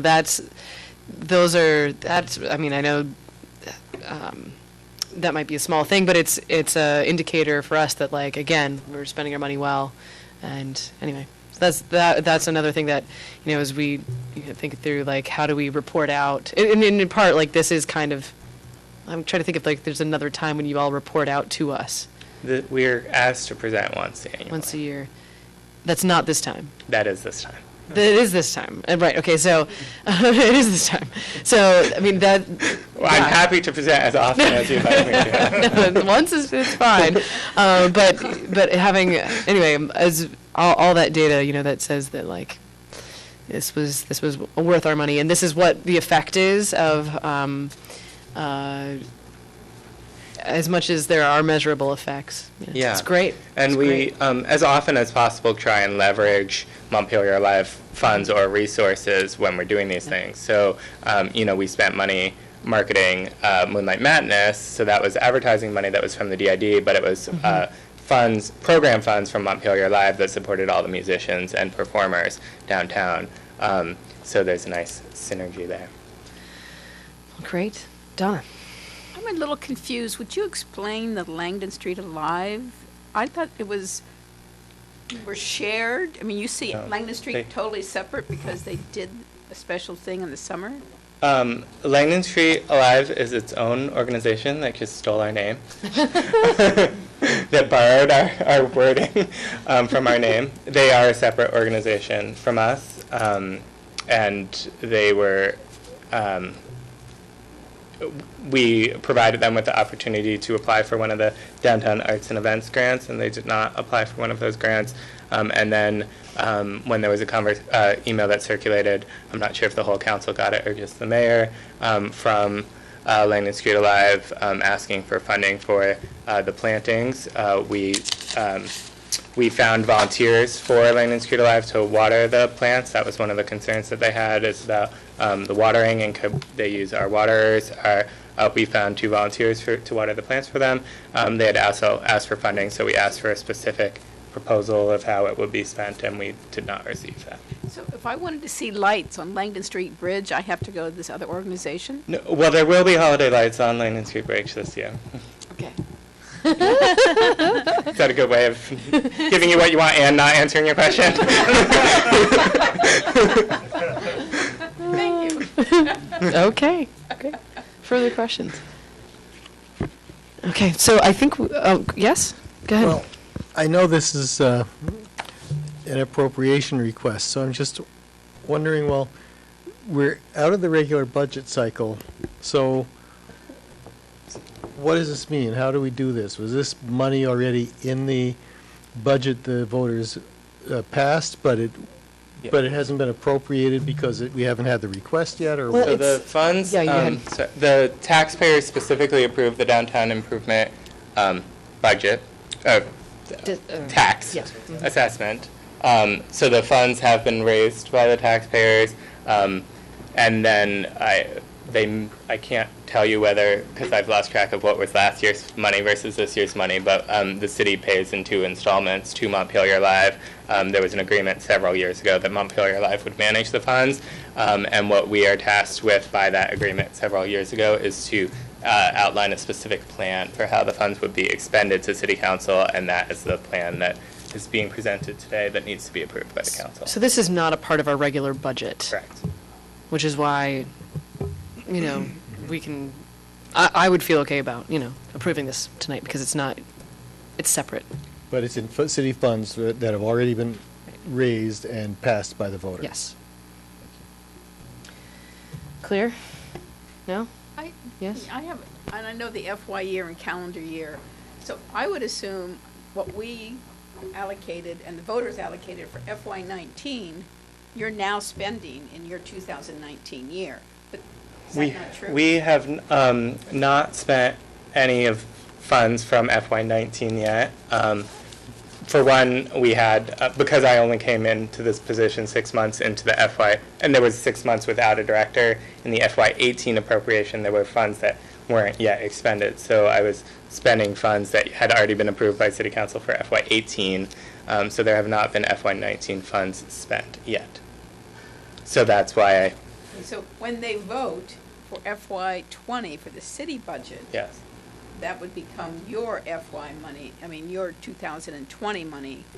Correct, which I would come back to in, Which is good, hopefully in June next time, or May, as opposed to And you know October, but exactly yes. what they voted, and you make then you're able to make the Correct. budget out of it. That's good. Thank you. Great. Okay, is there a motion? Yep, go ahead, Connor. So I'll move to approve the downtown improvement district budget for $59,960. Second. Further discussion? Okay, all in favor, please say aye. Aye. Opposed? Great. Thank you very Thank you. much. And then, well, I do briefly want to also discuss the Montpelier Live appropriation, which is so separate from the DID budget. Now we're talking about the general fund. Montpelier Live receives some city funding. It's through the community enhancements line in the general fund budget. Montpelier Live has received $22,600 since we were founded in 1999 every year. It has not increased. We pay $2,600 in rent and technology support back to the city, so it's functionally $20,000. We do also receive some specific funds for events, like the city sharing the security costs for July 3rd. There's also a contribution towards our fall/winter event is how it's framed in the budget. It's been used for First Night in the past. It's been used for Flannel Friday, other fall events. But sort of the base support for Montpelier Live as an organization is that $22,600 minus our rent. That supports my salary and our general work. And like I said, it has not gone up since 1999. And so I'll just talk briefly about how the work of Montpelier Live has changed. We have taken on some functions that the city may otherwise take on. I point actually to the DID budget as a prime example of that. So even though we are able to expend those funds, which is a great support to us, it's also increased work for Montpelier Live. We don't get an administrative fee or anything like that to manage the funds. So, we're administering this grant program, we're doing the plantings and blah, blah, blah, that needs management. And that amount hasn't changed. Also, obviously, costs go up for everything every year, including, salaries. And just generally, advertising costs go up, office supply costs go up, everything has gone up. But the appropriation has not. I think I'd like you to feel that high from Friday and Moonlight Madness again briefly, which is that the work that Montpelier Live does is really vital to Montpelier. When you go downtown and you have that feeling that you're in a special place, that you may not realize it, but a lot of that is due to the work of Montpelier Live. It's the events that we create. It's the streetscape that's beautiful and has holiday decorations and plantings and flowers. It's supporting the downtown businesses so that we have a thriving downtown with a low vacancy rate full of local stores and restaurants. So I know that you can't, you're not allocating any funds from the budget, general fund budget tonight, but as you go forward into your budget process, we'd like to request that the allocation to Montpelier Life be increased by $10,000, so from $22,600 to $32,600, which I know is a large jump in 1 year percentage-wise, but will hopefully make up for some lost time, and then we would anticipate increasing, to go along with inflation going forward, but it would be sort of a catch-up year. There's also been some discussion, which is not finalized yet, of increasing the hours of the executive director position. Right now it's only a 30-hour position. Even if that does not happen, it's likely that we'll need to have additional support, whether it's from paid interns or hiring outside contractors to help, because the work has only increased. The expectations and demands on our organization have increased, because everyone would like us to be doing everything, which, so I hope you'll consider that request going forward. Thank you. Yeah. I don't understand why you wouldn't put in your DID budget administrative expenses. Is that something we won't let you do? It was specifically in the original guidelines from City Council that it could not go towards any salaries. So in order for you to do the IDD money, we have to give you money as a direct.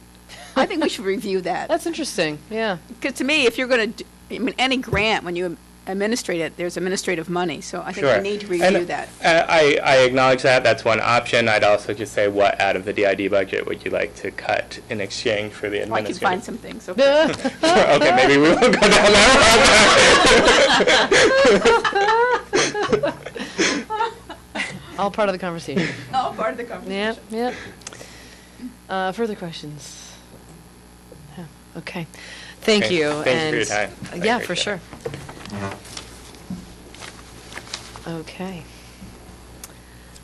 All right, so, Kate. Welcome. Big crowd tonight. I know, right? Now, theoretically, We wean them out. we were going to be also talking about the net zero resolution. Also, the energy efficiency update. Which would you like to talk about first? Maybe we'll take up the resolution first. Okay. And I can give a little background on the thing that you maybe just voted on in the consent agenda, but but give you a little background about what that's all about. And then the second piece is just to, Sue and Bill asked me to come in and give a little update specifically on our municipal working group and what we've been working on related to the energy audits and the revolving loan fund and kind of status of city buildings. So, but first, I'll just tell you why we put together this resolution. Basically, over the last year or more, the original idea of the net zero Montpelier goal was adopted by City Council in 2014. As the chair of the Energy Advisory Committee, I don't know if I introduced myself, as we've been going along, just kind of had a lot of discussion within our committee about what exactly is the goal, and went back through all the minutes to try and find what it said in the city council minutes, and it really didn't say anything specific about how to define it. So we spent some time as a committee. We had a strategic planning retreat in June. We took a few hours to really try and hash this out. And the main question point has been, I think the overall, those of you who have been familiar with this idea of the net zero goal, it's net zero for Montpelier by 2030. And the question was, is that for the entire city, every residence, every business, all the municipal functions, all the transportation? So kind of like the bigger definition would be like the whole community, or a more refined definition would be just municipal buildings and functions. And depending on who you talk to, there were different interpretations of what that goal was. So we basically came, after a lot of discussion, came out with this, kind of the second page of the resolution, but basically saying that we are committed to 100% renewable or offset for municipal government operations. So again, city buildings, city transportation, heating, electrical, but then pushing off the community-wide goal to 2050. And that's more in alignment with the whole state's goals. The state's goal is 90% by 2050. So we would still be stretching and reaching a little bit further than that. The other distinction being that the 2030 goal has the option of doing offsets. So if there are certain areas where we can't get to 100% renewable, like say in, the fuel for our heavy equipment or something like that, then we could potentially use purchase offsets to be able to say we got to 100% net zero. But we didn't allow that option in the 2050 version, so we have more time. So that was really the purpose of this, was to get this on paper, get it in the record, as this is how we're defining our goal. And then the three directions basically at the bottom talk about how we are asking city staff and all the different city departments to be part of this process. So basically asking each city department to identify opportunities, to align their policies, procedures, and practices with the goal, and to report on it annually. What we'd really like to be able to do is have a little section in the annual report that goes through different departments and helps, kind of nudge the departments to identify what they're doing and what they could be doing. We recommend that, this recommends that city staff develop a 10-year plan. Basically, how do we get to this 2030 goal? What are the actions? And this would be in addition to the overall energy plan that will be part of the city plan that the planning department or planning commission is working on. And then the third piece was directing the planning commission to just review the zoning bylaws and the new city plan to make sure that it's in alignment with these net zero goals. So does anyone have questions about the resolution? I would just like to highlight that I love this, but my highlight is more in terms of the parking garage. And I guess it just seems to be an interesting juxtaposition that we're talking about, sort of by 2030, 100% of our city will be net zero, and we can do offsets if we need to, but that we're, contemplating spending $10.5 million on, in essence, fossil fuel infrastructure. And so I just want the council to be mindful that we're sort of talking out of both sides. Okay, well, I voted no, but I think it's important that we're mindful that this is sort of in opposite with that in a lot of ways. So I'm going to, sorry, I don't want to cut you off. I would actually disagree. And the reason is because it's very likely that no single solution is going to exist in terms of transportation for everybody. And a very real part of my vision for the future of transportation in Montpelier includes a substantial number of electric vehicles. In fact, there's probably going to be a lot of, I hope, autonomous electric vehicles, and they will need to charge somewhere during the day, and we're already planning for there to be electric vehicle charging stations in this facility, and my hope is that we can, as that demand increases, that we can expand the number of electric vehicle charging stations in that area, and then we can be removing parking from elsewhere in the city, particularly that is not equipped to provide that kind of charging infrastructure.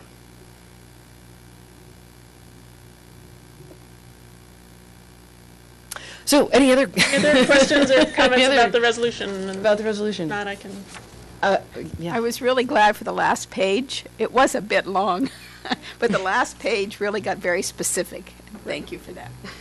I think we probably do need to actually vote on this. Well, we did. It was in the consent agenda. Okay. Okay. Great. I'm not sure that it was abundantly clear, but great. If it was clear to you. You made the motion to move it to consent add agenda. it in, yeah. I thought I added the street closure. Nope, both of them. Okay, great. We're gonna great then. You did it well. That's Good stuff. fantastic. It's already been approved. Thank you. Well, thank you very much. Yes. We okay. appreciate it. As long as everyone agrees. All right. And we Moving get on. it in the record. So basically, in terms of the municipal buildings update, I wanted to kind of go back over the last 2 years to get everyone up to speed as to kind of what we've been doing and how we got to this point, and then it kind of explains where we're going next.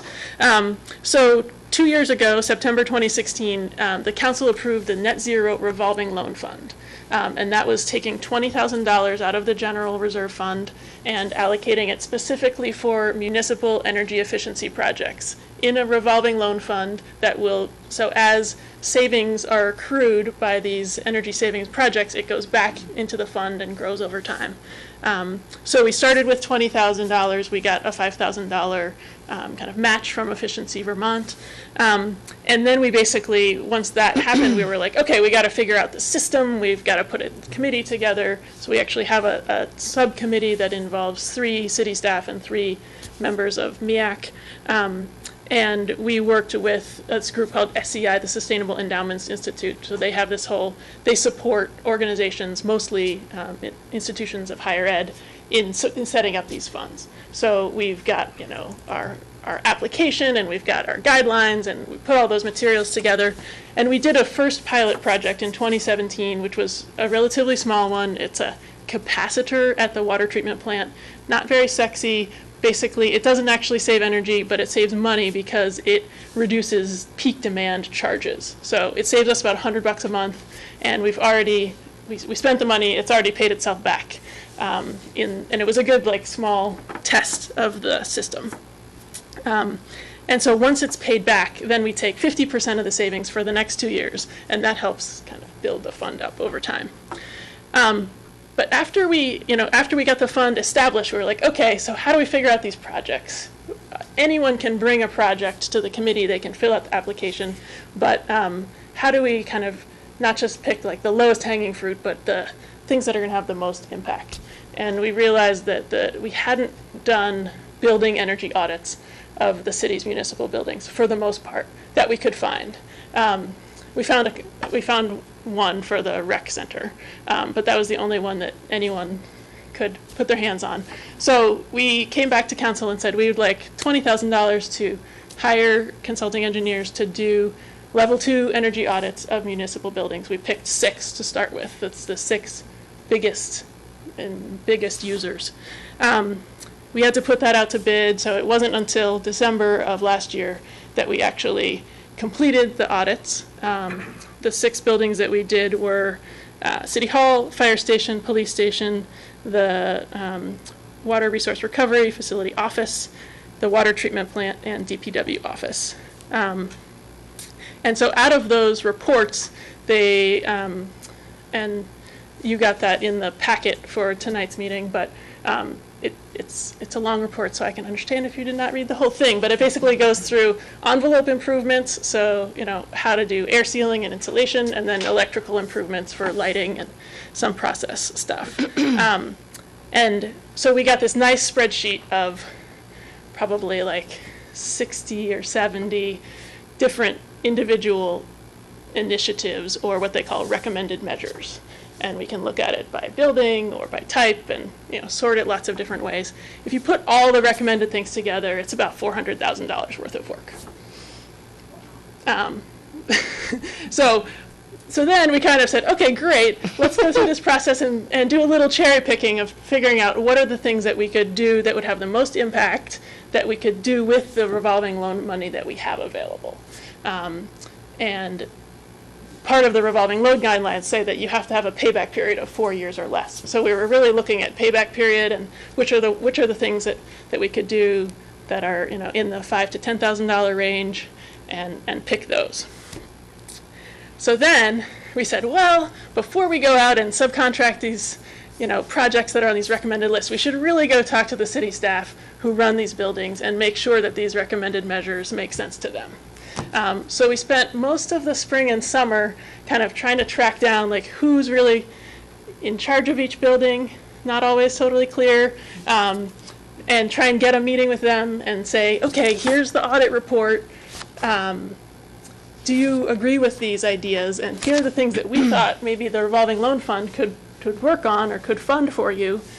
Does that make sense? And not all the things made sense. So there's a lot of going back and forth to the list of okay, the list says this, but what we really want to do is this. So that took longer than we expected, I think. But we finally, in the last couple months, have been working with Steve Twombly to go out and get bids for some of these projects. So there are 3 projects that we have now approved to fund with the revolving loan fund.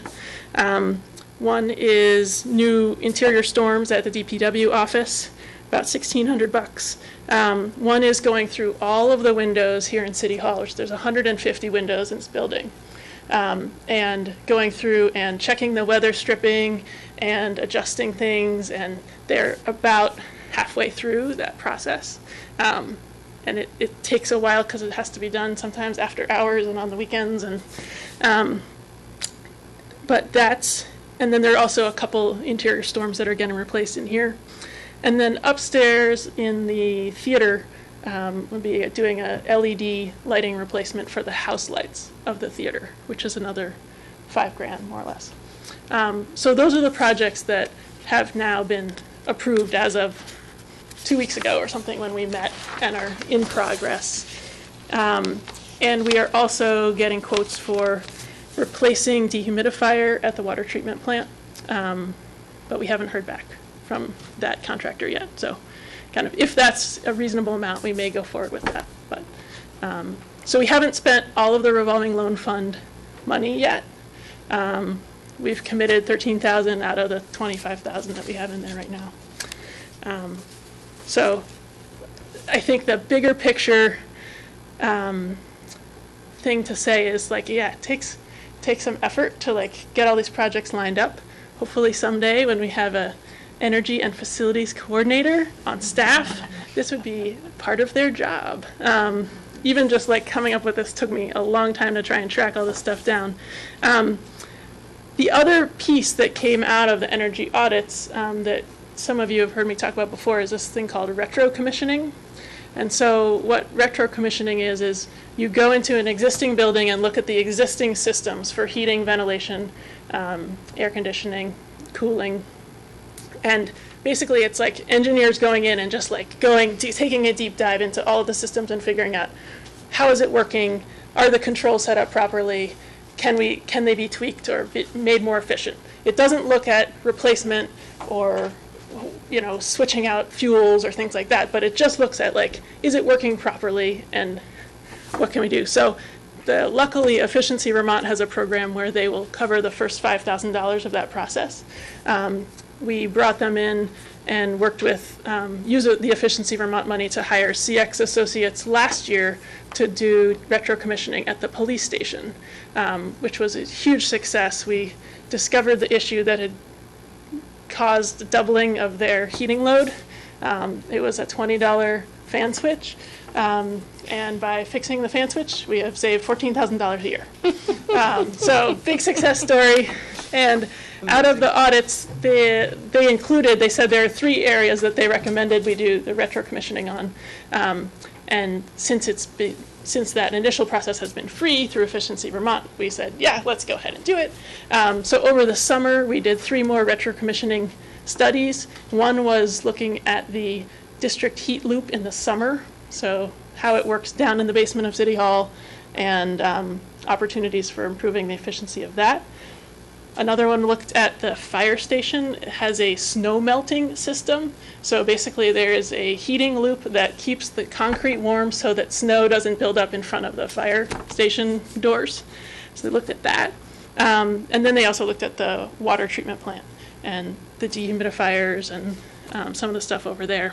So we just got those reports back in the last, one of them came in today. And none of them were like big aha moments, not as exciting or big opportunities like at the police station, but there are definitely some pieces that we can follow up with on those, and there may be a few projects out of that that we can fund through the revolving loan fund. So I'm not going to go through everything we've done, but I did send around very belatedly this list of like what's been completed for each of the buildings, what's in progress right now, and what's potentially recommended going into the future. There are definitely some big projects that need to get done at some point that are way beyond the scope of the revolving loan fund. In particular, the DPW office and the Water Resource Recovery Facility office. They're both like just buildings that were built in the 60s or 50s, 60s. They need a lot of work in the range of like $75,000 to $100,000 of like entire exterior renovation. The windows are falling out. Those are projects that should be on your radar as a council because they need to be in the capital improvement plan. They're not going to be going through the revolving loan fund because they're too big. But they really would have energy benefits, and they just kind of need to happen anyway. I'm just trying to think if there are Sorry, and that was for the DPW office and what other one? The Water Resource Recovery Facility. Oh, thank you. Office. Yep. So not a huge building, but. Kate, did you send that list in an email? I did, yeah, just before this meeting, so it came through probably around 6 o'clock when I was printing this out. As long as I know where to look for Yep, it. but what I did in the notes is I put in links for all of these reports. So I think one of the challenges is like who's holding all of this information. Right. Not clear. Yeah. So I've been, chasing down a lot of these reports and tried to put links to them in our Google Drive for MEAC so that we can track them down in the future. Because I think that's like one of my biggest fears is like the email goes around and then it just kind of disappears into the ether. So the big project that you all have heard about many times is Organics to Energy. So that's not really addressed specifically in this list of building improvements, but it is something that we've been spending a lot of time on. There are also a lot of smaller projects that are just around air sealing and like replacing some light bulbs and that could be done potentially in-house if we can figure out how to do it. So the person who was a subcontractor was hired to do the windows, and when she is done with all of the windows in City Hall, I think Steve's idea is that potentially she could continue and do the same thing in the fire station, and could potentially be subcontracted to do some smaller projects. So I just want to make a note. The CIP committee hasn't met yet, is that correct? Okay. But we know who's on that board. So anyway, I just want to make a note of thinking about the renovations of those offices when those, when that committee does meet. And the other thing, I put it at the very end, but the municipal buildings that have not been audited include the schools, and then the smaller buildings are the cemetery building, the Parks Department office, caretaker's house at Hubbard Park, and the rec pool building, which is pretty small because there's no heating there. But one thing that is on my list is I do want to meet with the new facilities director for the school district and kind of get a sense of what their plans are, and how we can coordinate, because it's the school district, but they are municipal buildings, so they need to be part of our plan for 2030. Great. Jack? This is all great. Is the revolving loan fund, was it a one-time $20,000 appropriation? Mm-hmm.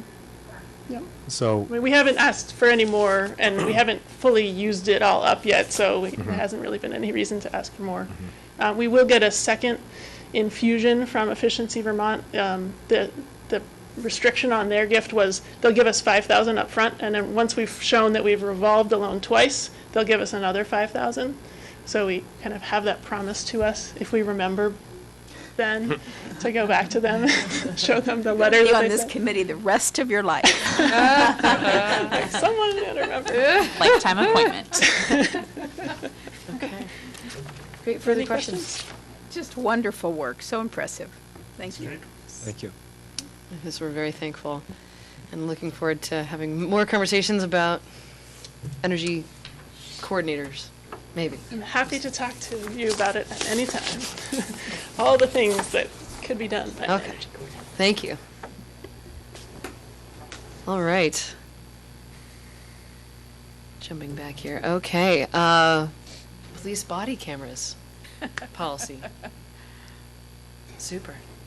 Question? Are we voting on anything regarding this particular policy? I don't think so. Okay. I also feel like I should disclose I am a prosecutor by day, if anyone is not aware of that. So I work regularly with law enforcement and MPD in my day job. I think that should be put out there. Just. Yep. So she knows you need cameras? Well, first of all, this is body-worn cameras. It's a big onion, many, many layers, and it's nothing to be taken lightly. And so tonight was really a discussion, which is, I think, going to be maybe the first of a couple more even community-based ones. First of all, a lot of things that are happening. One in particular that we're going to be watching very closely. There's a case that's going to the Vermont Supreme Court involving the city of Burlington and the ACLU. And so that, I believe, will be addressed by the court in the winter of 2019. But where that's really caused me to pause, not the efficacy of what the risk management side of body-worn cameras, but it has to do with, depending on the outcome of that, the cost associated with and the resources needed to effectively make sure that we can comply with both the inspection of a video as well as the copying of it, and it has to do with redaction. And after spending considerable time with our vendor, on the potential vendor, I should say, we had a conference call with our team, including also our IT staff in the city. That was a lot to do with with Evidence.com is the company that we'd be looking at working with, and but Redaction Studio was one of these things, but these are not automatic. So anyway, so the totality of everything, I would like to just they're really important. Our officers have wanted them for some time, a couple of years now, but yet we're also in a pretty good position in terms of relationship with the community and the trust factor. So that being said, I'm going to cut right to the chase that it'll be a conversation in our budget process, but where it falls, it's more of a, certainly would appreciate the appropriation to have at the ready if it is the right direction to take. But I think it'd be smart for us to be in a holding pattern right now. And a lot of, we don't have the resources, even for Burlington, that has a specific records division that just handles that. Right now, as it is, our department handles over 100 public records requests per year. And so we're certainly well-versed in doing that. And but this is really a Pandora's box because of the balance of what we're trying to do from a risk management standpoint and really accountability for the public about how our officers are acting, especially around use of force, but also the exposure that the public may face and the damaging exposure if through a public records request, because we don't, again, under Title I, we can't say, why are you requesting this? And there's a significant case out of Washington State where somebody requested all of the records, body cam footage, of an agency, and a municipal agency, as well as some from the State Patrol, and was immediately just uploading them on YouTube. And I will just tell you, I mean, being the capital city, we sometimes are under more scrutiny than our neighbors. So anyway, it's something I don't take lightly. It's a very important tool. And I also mentioned in the discussion overview why we are interested in this technology, potentially what it can accomplish. But it's a real balancing act, more so than I think almost anything else technology-wise that we have in our inventory or our inventory. So with that said, I can talk a lot about everything from what where it falls in the discussion piece of the President's Task Force report on 21st century policing, in particular the use of Pillar 3, and also some very positive statistics and reduction in force, as well as incidents, as well as officer complaints against the officers. But that said, I'm also concerned with what happens when somebody said, hey, I heard that Montpelier PD responded to X establishment and took so-and-so removed, and I just wants that copy, and then what they do with it, I mean, once it's out, it's out. So there's a lot of, and the other thing is, fortunately for us, our numbers, our involvements with use of force, we do document through every other means available to us, which including even our cruiser cams, but it's a very different when you put that camera right here. I know what you're going to see and also what you're not going to see. And also from a prosecution standpoint, or even looking at something after the fact, there's two schools of thought also. For example, do you allow officers on a critical incident view the footage ahead of time? So they make sure they get, in one regard, get the report, as accurate as possible with all the information they can. But then you're also taking away that does not follow best practice with trauma-informed interviewing, and also really capturing what was in the mind, thought process in a very traumatic, evolving situation. So then we have to consider how that impacts what the Supreme Court, United States Supreme Court has said about Graham versus Connor about officer use of force, and it cannot be with the hindsight of 2020. So that being said, there's a lot here.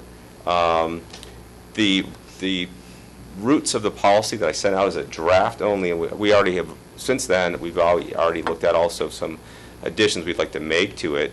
Some recommendations came from the ACLU's model policy, specifically talking with our school resource officer, that we would not use these things in our school environment unless it was a real life and death situation that we're responding to. For example, the SRO would not have a body camera.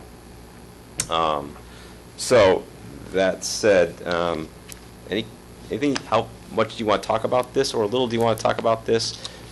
I have a bunch of questions. There's a lot here. Go for it. All right. So I was looking at sort of all of the various options. Well, let's just start at the beginning. Is this going to replace dash cams, or is it going to be used in conjunction with? It would be used in conjunction with, and one of the things that, the actual products that are in our police cars right now, it's a company called WatchGuard, again, it's proprietary, how their systems work. So one of the things that we're looking at with evidence.com, and that's why we had Seth with us on the conference call as well, we're looking at a way to, instead of us managing the data in-house, we would not be able to do that with the amount of data needed with body cams. So we're seeing if we can also then upload our cruiser camera to evidence.com, and we should be able to do that. So I guess it's just important, so evidence.com is a cloud-based storage that allows law enforcement to send those videos out to prosecutors for discovery and also to defense counsel for discovery purposes. So once a criminal case is filed, then you get the link, in essence, to download that. It expires within a certain period of time. It can be resent if for some reason someone doesn't download it in the appropriate amount of time. But it's a portal that you have to log into as the sort of end user, whether you're the prosecutor or some other party who's receiving it. What about integration with CAD and any sort of records management? Well, we're ready to go with Washington County State's Attorney's Office has not made available the ability to take through Valcor the full case transfer as done in Chittenden County. So that used to be my day job as well. I built the prosecutor's case management system. And so it's one of the things sort of statewide. It's a bigger conversation statewide. And so I know that you guys you have access to Spillman as well. No, well, there's a VGIS, what's called, is a sharing portal, but it's not full access to. Okay, so these would there would be a link in Valcor with it, or is it two separate things, or would there be an API that's... For right now, my understanding is that just as it would be right now with a mobile video, if there's a video exists, the officers, it's documented in several locations. First of all, it's in an affidavit of probable cause that there's a video, as well as it's a notation that there was, their footage available. And I looked through the policy, and one of the things that we've litigated across the state, particularly I guess in the last few months, I've even litigated it a few times myself, is this question about sort of how long we retain videos.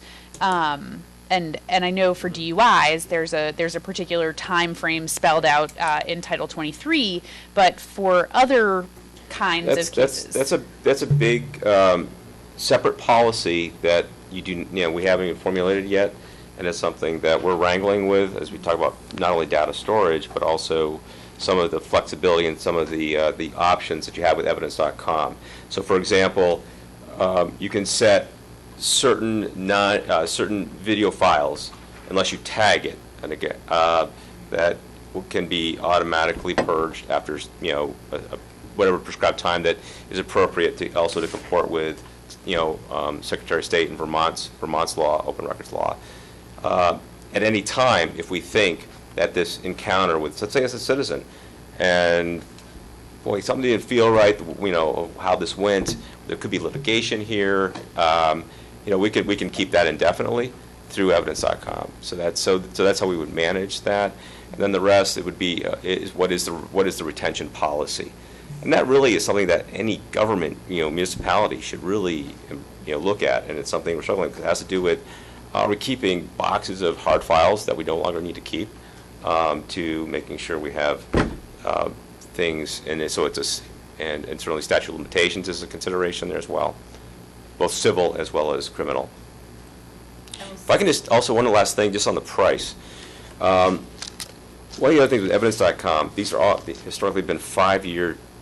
I call them just deals with the devil, because to lock into technology over a period like that, it's still the best. It's still one of the best platforms in the nation, and I've had many conversations with other chiefs, and particularly even Mike Sherling, who was instrumental when he was with Burlington PD of putting Valcor together. And I said, well, if we can do Valcor, why can't we just do something like this on our own? And he goes, trust me, I said, no way can we replicate the evidentiary security protocols that are in that platform. So that said, purchasing the cameras, the initial layout, the equipment and hardware, but then the 2 terabyte storage that would come with it, the ability to import our others, and the docking station, and all of that, and would be about $71,900 over the course of 5 years. So the initial outlay is the big hit, very comparable to what I put on the sheet. So the first year would be $29,500, and then for the next 4 years it's $10,500. $596. With that is an automatic replacement and upgrade of the cameras in 2.5 years. So 2.5 years from now, there would be an upgrade of camera and technology, and then at the end of 5 years. But for $4,400, this is where I'm also learning, because to try to keep pace with the technology. One area is in the policy that I added something from the Law Enforcement Advisory Board's model policy, was in the event that something happens so quickly that the officers have time. I don't want to change whether it's a defensive block or drawing their weapon in an unexpected emergent situation. Oh darn, I didn't activate my camera. One of the things we looked at is, and we included in this proposal, is a small sensor, adhesive sensor that goes on our holsters. So if the weapon comes out of the holster and the officer doesn't, it automatically activates not only that camera, but you can set it to set the cameras in a range around that officer. There's even devices, so we did include that in this proposal if we were to go forward with this. And there's even technology now where it can be done if an officer is calling for help. A cruiser one of the cruisers can activate it in these small modules in a police car to activate all the cameras in a certain range. And these cameras have a pre-record capability between 15 seconds up to 2 minutes of activation, similar to our other cams. So that aspect of it is where it's a really valuable tool for better documentation in our investigations. But again, it really comes down to how do we balance, significant privacy challenges to the public, as well as because the officers want them because the few complaints that we do get, where we've seen that we hardly get any complaints at all around our motor vehicle stop. And I will tell you, the first year when I was a sergeant, when we implemented the mobile cruisers, the cameras in the cars, the complaints that would come in and be like, okay, let's look at the video, and it's like, oh, what? And it's the public, unfortunately, in many cases, also behaving badly. But we also know too, why this was so important to even talk about, in the task force report on 21st century policing, is that in parts of the country there's a huge divide, a deficit, if you will, between the police and the public, and so in some areas, it would be a much higher necessity than I feel it is in Montpelier at this time, because we need to demonstrate to the public, hey, our use of force maybe is through the roof.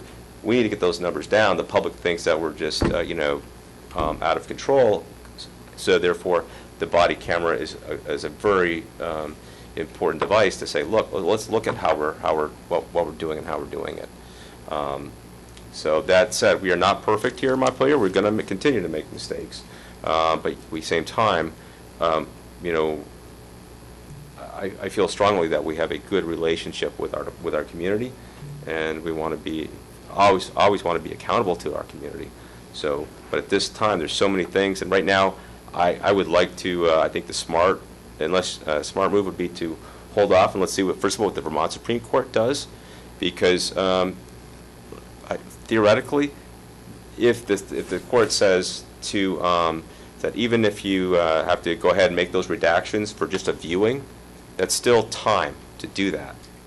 And again, we're dealing with a lot of big city issues as a police department for a very small police department, and I don't want to come back and to say, well, we now need to hire, and that might be in the future anyway, but a full-time person that's all they do is handle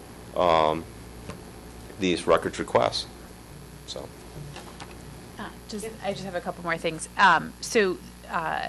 I suppose first off, we did talk about this proposed policy change along with the sort of plan, and the committee was comfortable with me reporting back that the committee supports the idea generally, but would like to sort of see that policy and be part of the community conversation, sort of with what that looks like. The only other thing that I will point out now, I can touch base with you directly because I've done these kinds of implementations before. Data storage is like the most significant part of this. And I was just looking at the fine print. I think it's $625 per gigabyte if we go over whatever plan it is that we have. And sometimes, encounters take quite some while to investigate, which can truly, if you've got a few officers on scene, that's multiple gigabytes of video for just that one case. And so in looking at the pricing information that was included with our stuff, my hope is that we would be looking at unlimited storage. I know it's pricey. Well, the 71,900, that was the 2 terabyte storage, so it is, Oh, that seems like a little bit different than what we. yeah, what I had was something was from the website on, Okay. from Axon. Okay. And then this is, then after working through all the, which I didn't have at the time when I presented the packets for you, this proposal came after the scheduled conference call that we had. So I got that this Friday. And we talked about 2 or going to 3 terabyte, and that was, so the company thought that was sufficient for our anticipated usage and needs. And do they do like sort of tiered storage? So, for example, like your most recent cases would be the quickest to access, and then they sort of bump it down. No, the it older should the- be, okay. it should have automatic access to any one of these, regardless of the time frame.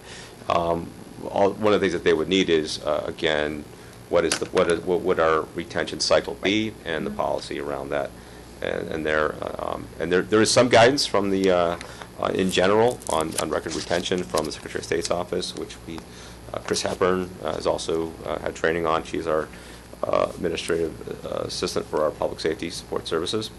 But usually these fall on the captain, Neil Martell, or one of the sergeants, to manage those records requests, because we don't have a staff legal counsel, and many of these we have to go through. And it's in Title I, Section 317C, the exceptions are pretty clear, but the impact of Title of 317, with all this information, that because it now sits with the Montpelier PD, it's a real, people need, we as a community need to be absolutely clear-eyed to what the exposure is, as well as the risk management side. Because the risk management side for me, there's since I've been chief in 11 years, less than 5 cases that we've been involved in where, man, I wish there was additional footage, and things that we've been successful, but even when we don't, even though we've not lost, and nobody wins when we're sued, but the times have changed too, that we just roll over, and we had one that almost went to the Second Circuit some time ago, and we didn't pay a penny other than, of course, our legal costs. I've got to wonder that had the video cameras been on scene, we had it audio recorded because of our cruiser cams, but that may have prevented some of that litigation. So, and again, as we know, this investment might be, pale in what a payout could be, or, what the impact on that. So. I would just caution the council that if there is an ask that we do sort of fully fund, the storage piece is the most critical piece. And if there's any overages, it's hugely expensive, and you're locked in for years with these contracts. So I just put that out to my fellow council members, because it's a significant investment, but as long as we are smart about it and we sort of do our due diligence up front, and I know Chief is all over that, as are the law enforcement partners, it's just critical that we fully fund it and don't sort of like, oh, well, we'll just do this for now. If it's something that we're going to do, we need to commit to doing it and doing it the right way. Jack, you had a question, then Donna. I do have a few points. I looked at it. I think this is great. I think we're definitely. I support the idea of moving forward on this. I reviewed the draft policy, and the ACLU has a model policy. I don't know if you've consulted with the Vermont ACLU to talk about, try to get them to review what we're doing and get some ideas. I think it would be a good idea to do that. I've got I've not, I haven't had any relationship with Jay Diaz, unfortunately. as far as talking about those. But I do have, and I have reviewed the June 2018 model policy from the ACLU. There are some really important, good points. That's one of the things I would like to add, some things I'd like to add to our model policy as a most specific one that I think we were missing, even though we, in practice, we wouldn't, but is the schools. But there's other things that absolutely I would not support. And at the end of the day, it's a policy that I have to implement. And the men and women of the Montpelier Police Department are my primary responsibility.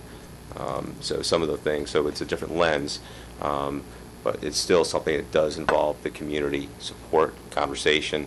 And I think this is a much greater conversation beyond for tonight for the Montpelier community that I would love to have, even in a town hall type, maybe a coffee with a cop on steroids, if you will, to look at, because it's not just a new gadget that some agencies I think have taken quite lightly.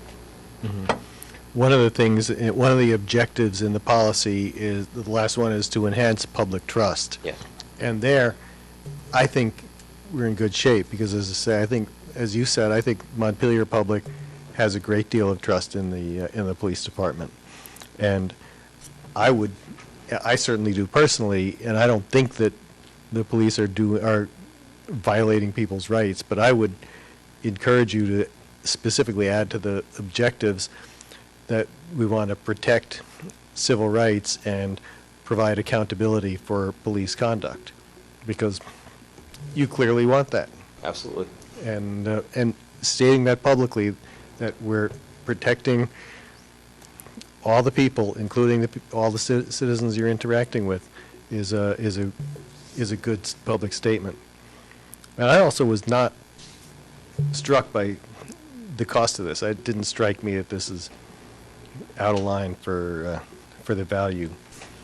I'll be interested to see what the Supreme Court does with this case, because the case that's before the Supreme Court is someone who observed an interaction between the police and some other people. He was just a bystander and said, well, I want to see the video of what happened, and the cost of redaction was the stumbling block in that case. And maybe there could even be a different standard for costs or assessment of costs, depending on whether it's someone who's been recorded on the video versus someone who isn't. But hopefully we'll get some guidance from the court on that. Just real quick on that, I mean, the case involved juveniles, and so there was some heavy redaction, and the individual had the ability to pay, which he did, pay over $220, I believe, to get a heavily redacted copy of the footage. And the judge just decision was in the first lawsuit with the ACLU saying that's not right because of the cost. That's not the end. So that's why it's at the Supreme Court now, because it was Judge Teachow, I think, is the one that said that this was it was a reasonable cost, because that was the cost. And I know just from what our sergeants do, and Sergeant Pearson was in the back of the room, and I know Captain Martell. I mean, a lot of time is taken of our folks doing this. So that's why if we can't recoup some of the costs, operating costs, then it's time will tell. And you're no different from any other public agency that has an obligation to respond to public record requests, and also a statutory right to charge for certain elements of meeting a request. And Montpelier does not have a special scale, so we have to automatically defer to what's set in Title I. So that's kind of where we're at right now. So again, as we have more technology, this question is just going to become more and more complicated. I'm glad you brought up the cost for the public records request, because you are allowed to charge, and I think the courts need to look at that more clearly, of the burden, and especially when you have to give it to everybody. So I would feel a lot more comfortable going to these kind of cameras, body cameras, if the court was in a better place and had done some real clear statements about request And like that guy putting it in social media, it just goes really quick. Well, yeah, I mean. It's not just your privacy, but me as the victim or participant in some way. It just But that totally aspect, though, is affects not you. going to, that's not what the Supreme Court is addressing or just to decide. And that's, I'm saying that's part of the balancing act here of if this technology is here and the record is available. It's not for us in statute to say what is the motivation or the reason why, or are you party to. I understand that, but it needs to be modified, I think. Anyway. Well, I would not argue with you that, but that's way above my pay Yeah, grade at the 'cause moment. when you talk about risk management and accountability, both of those who are involved in the activity as well as the officer, I mean, it's a Right. mutual thing. I just feel we Yeah. haven't gotten everything in place within the law and especially within the open meeting law to look at these kinds of things. And I'm really bothered about the whole regular monthly cost. I mean, those are things you go into that then you're there forever. And I just would feel, to me, it's a sign of community trust has been broken when we have to go to body cams. And I would rather see money, at least now, invested into, does another officer help everybody be safer? More training, more community meetings? I would go a long ways in that direction, that's all. Yeah, I mean, going back to this, to the report and some of the pros and cons, one is it has a chilling effect. I even feel it when I see an officer with a body cam. Is it this, is the camera on or not? I mean, you're in Manhattan, you ask for directions, is it on or not? Why are you recording me or not? Those little things, that's just me. But also, what happens, and this is a concern these are conversations that we have been batting around at our department for some time now. What happens if there's a records request and somebody, is personally is damaged by the release of that video by another party, and it's out there? Is that going to have more of a chilling effect on police-community relations? Is that going to prevent somebody from wanting to call the Montpelier Police Department for help, saying, wow, so-and-so called you for help, and next thing you know, it's on YouTube. Yep. And that's part of why there's such a double-edged sword. They really talk about it a long time before. I think Pennsylvania has some of the most restrictive protections around public access to body-worn camera footage, but I'm not sure. But I've heard that they have a lot of prohibitions. But again, then at some point too, does that become counterproductive to what you're trying to accomplish from a trust and accountability standpoint? Well, other comments? Oh, yeah, Jack, go ahead. You probably guessed this would come up. Not anything to do with body cams, but we're all hearing a lot about the scooters. Are you getting reports and doing like any more awareness to like get people off the sidewalks and stuff like that? The direction of staff, we certainly are getting some reports that are trickling in. And we have directed staff right from the start to really just be educational opportunities, not to be out there to writing tickets. The complaints that we're getting, it's everything from how they operate in traffic. Sometimes people, if you're not, if you look at something, then all of a sudden the scooter's going to go there. And so there's that. We're getting complaints. There was one or two about them being left blocking a sidewalk.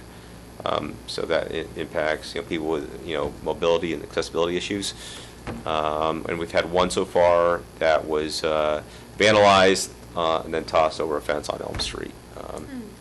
So that's the and these are not out of line with what the large communities are seeing, and people aren't calling us. It's not our program to say, hey, these are great. So we're generally going to have more negative comments. What we are doing to track this so we can provide as much data, in particular, to the assistant city manager, if it's a formal complaint like, hey, I just had an accident with one of these things, or a motor vehicle complaint where they cut me off in traffic, I almost caused an accident, that will be a police incident, call for service. These other ones are just the general ones where I am afraid to walk downtown because I can't afford to get hit by one of these things, especially with our aging population.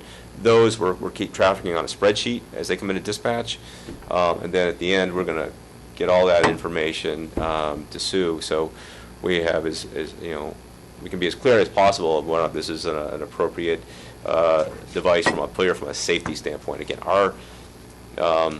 I've kind of dodged this one with the reporters, including even the bridge today, about what do I personally think. Aside that they're fun, but really our concern is safety. And there's certainly a downside that I'm a big fan of bicycles, potentially electric bicycles for Montpelier as alternatives, because I think our infrastructure is more suited to that. And certainly it's a lot safer to have a 26 or 29-inch wheel rolling over something than, I don't know what these things are, 7-inch wheel when you hit a little stone pothole and what have you. Thanks. We were both there for the demonstration, but obviously this is not going to work if people aren't safe. Jack, I'd just add that we will have a report for you all at some point. We're collecting every shred of comment, and I would encourage the council, if you get emails with comments, feel free to forward them to me, and they'll go right onto the spreadsheet, and we'll have a full report for everyone. Apparently follow Front Porch Forum because it's gaining in popularity. Yes, it is. It is true, they're supposed to have be 18 years old and Yep. have a driver's license Yes. and a credit card. Yes. So there may be people breaking that, but I just want people to hear that. You're supposed to be 18 years old, have a driver's license and a credit card. Right. And I thought there was an app, part of the app was they looked at your facial recognition with what was on the driver's license. No, they don't do that. Oh, wow. That'd be a smart thing to do. Let's not talk facial recognition while we're still on this. Too far. Man, they had it at Yeah. the passport. When I And one other thing I want to add, that it's, some people also called us saying, I'm seeing people illegally riding these without helmets. The helmet is a recommendation for safety. Yes, the helmet and is not common sense. required. It is not a legal requirement. Connor. Well, we're on the topic of scooters. I do have the latest data from the Bird Company as of this morning, if people want to hear it a bit. So Saturday was the busiest day, where there were 267 total rides. Wow. 3.5 rides per released bird. I think you could look at Saturday as being one of the nicer days, like most analogous to like sort of the springtime there. We've had pretty nasty weather since. But overall, 50 rides on scooters, traveling 967 miles, which would have surpassed probably 1,000 today was the projection. If that was to be traveled in a car, and of course it's not apples to apples because a lot of people would use this as a novelty, that would be 861 pounds of CO2 emissions reduced. So if we're actually looking at benchmarks here, there are some very valuable stats I think we can take from these devices here. See, that's the data we don't get. Oh, now he can get them for you. And I should also say we handed out at the farmers market over 100 bicycle helmets over the course of the weekend there, and there was a button on the app you can push to get a free helmet sent to you if you just pay the shipping cost, which is about $1.99, I think. Wow. Thanks. Great. Thank you. Thank you very much. Okay.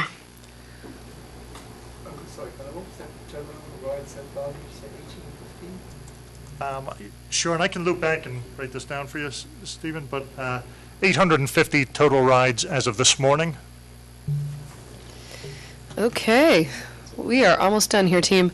We have no other business, so council reports. Who would like to start? I'm gonna pick on Jack. Pass. Oh.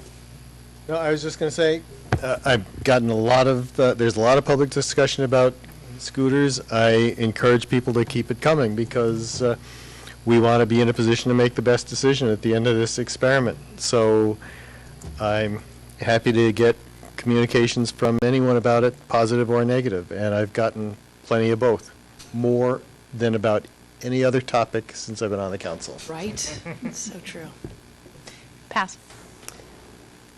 I also just want to ask people who are using these e-scooters to mind your manners in traffic. Mind your manners in traffic. If you are having fun with it and you want it to work, then it's really important that people follow the rules of the road. And I think it's delightful when I see people on it. They seem to have a lot of fun.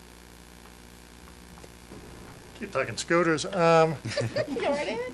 So Bird does have a couple of safety ambassadors on the ground who are trying to be mindful and give people tips. If anybody wants a lesson in it, they can contact. I'm happy to be the liaison on this, and I really appreciate it. I do want to give a shout out to both Sue, who's taking the lead on this at City Hall, and of course acknowledge that this has put a bit of an extra burden on the police department, who have been great partners in this pilot.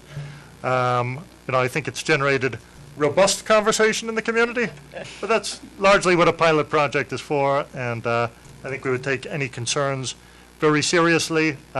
But I would also encourage people to try riding the scooters, because I found overwhelmingly the positive input has been from the 156 unique people who have signed up to take a ride on the Bird here. So there'll always be a few bumps in the road, but let's have an open mind about this.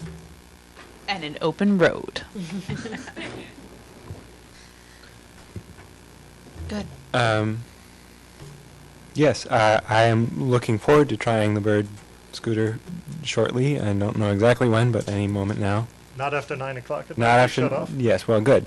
I'm too tired at the moment anyway. But by any moment now, I mean one of these days shortly coming up.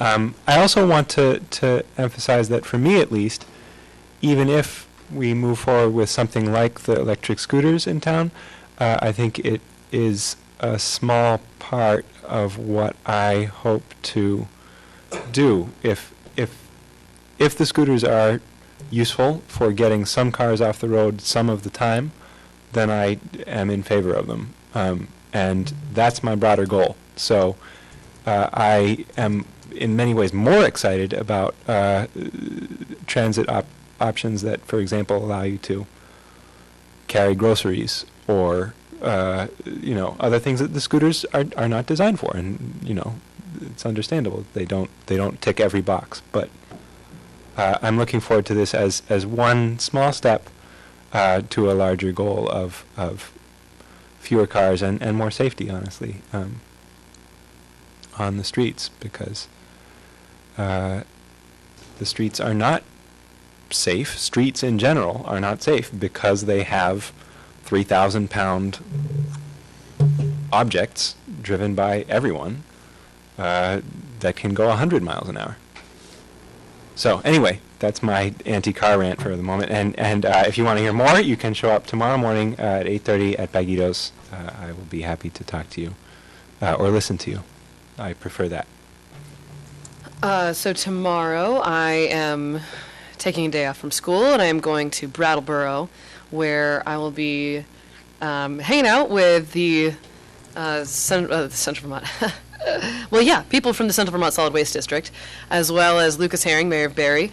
But we're going to Brattleboro to check out their municipally run trash recycling and compost operation, as well as, they're the only town in Vermont that has a plastic bag ban, and it's apparently been going well. And so I want to hear about how they did that, and how they got to a citywide or townwide composting operation, and see if we can bring back some of that wisdom. So, more to come on that. I'd just say that early voting is robust. And that's all I will report.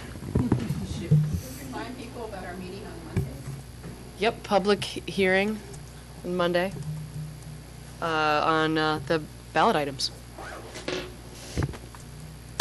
And I'll just say quickly, you will be noticing, I don't know if you all remember this, but we had some funding in to do flashing lights on some of the busy crosswalks. And that was that project was delayed, but those flashing lights are starting to go in. So you'll see them at 4 crosswalks in town. And then very quickly, there's a public hearing tomorrow night at the high school at 5:30 on what we might want for a recreation center going forward. Do we want to preserve the rec center we have on Berry Street?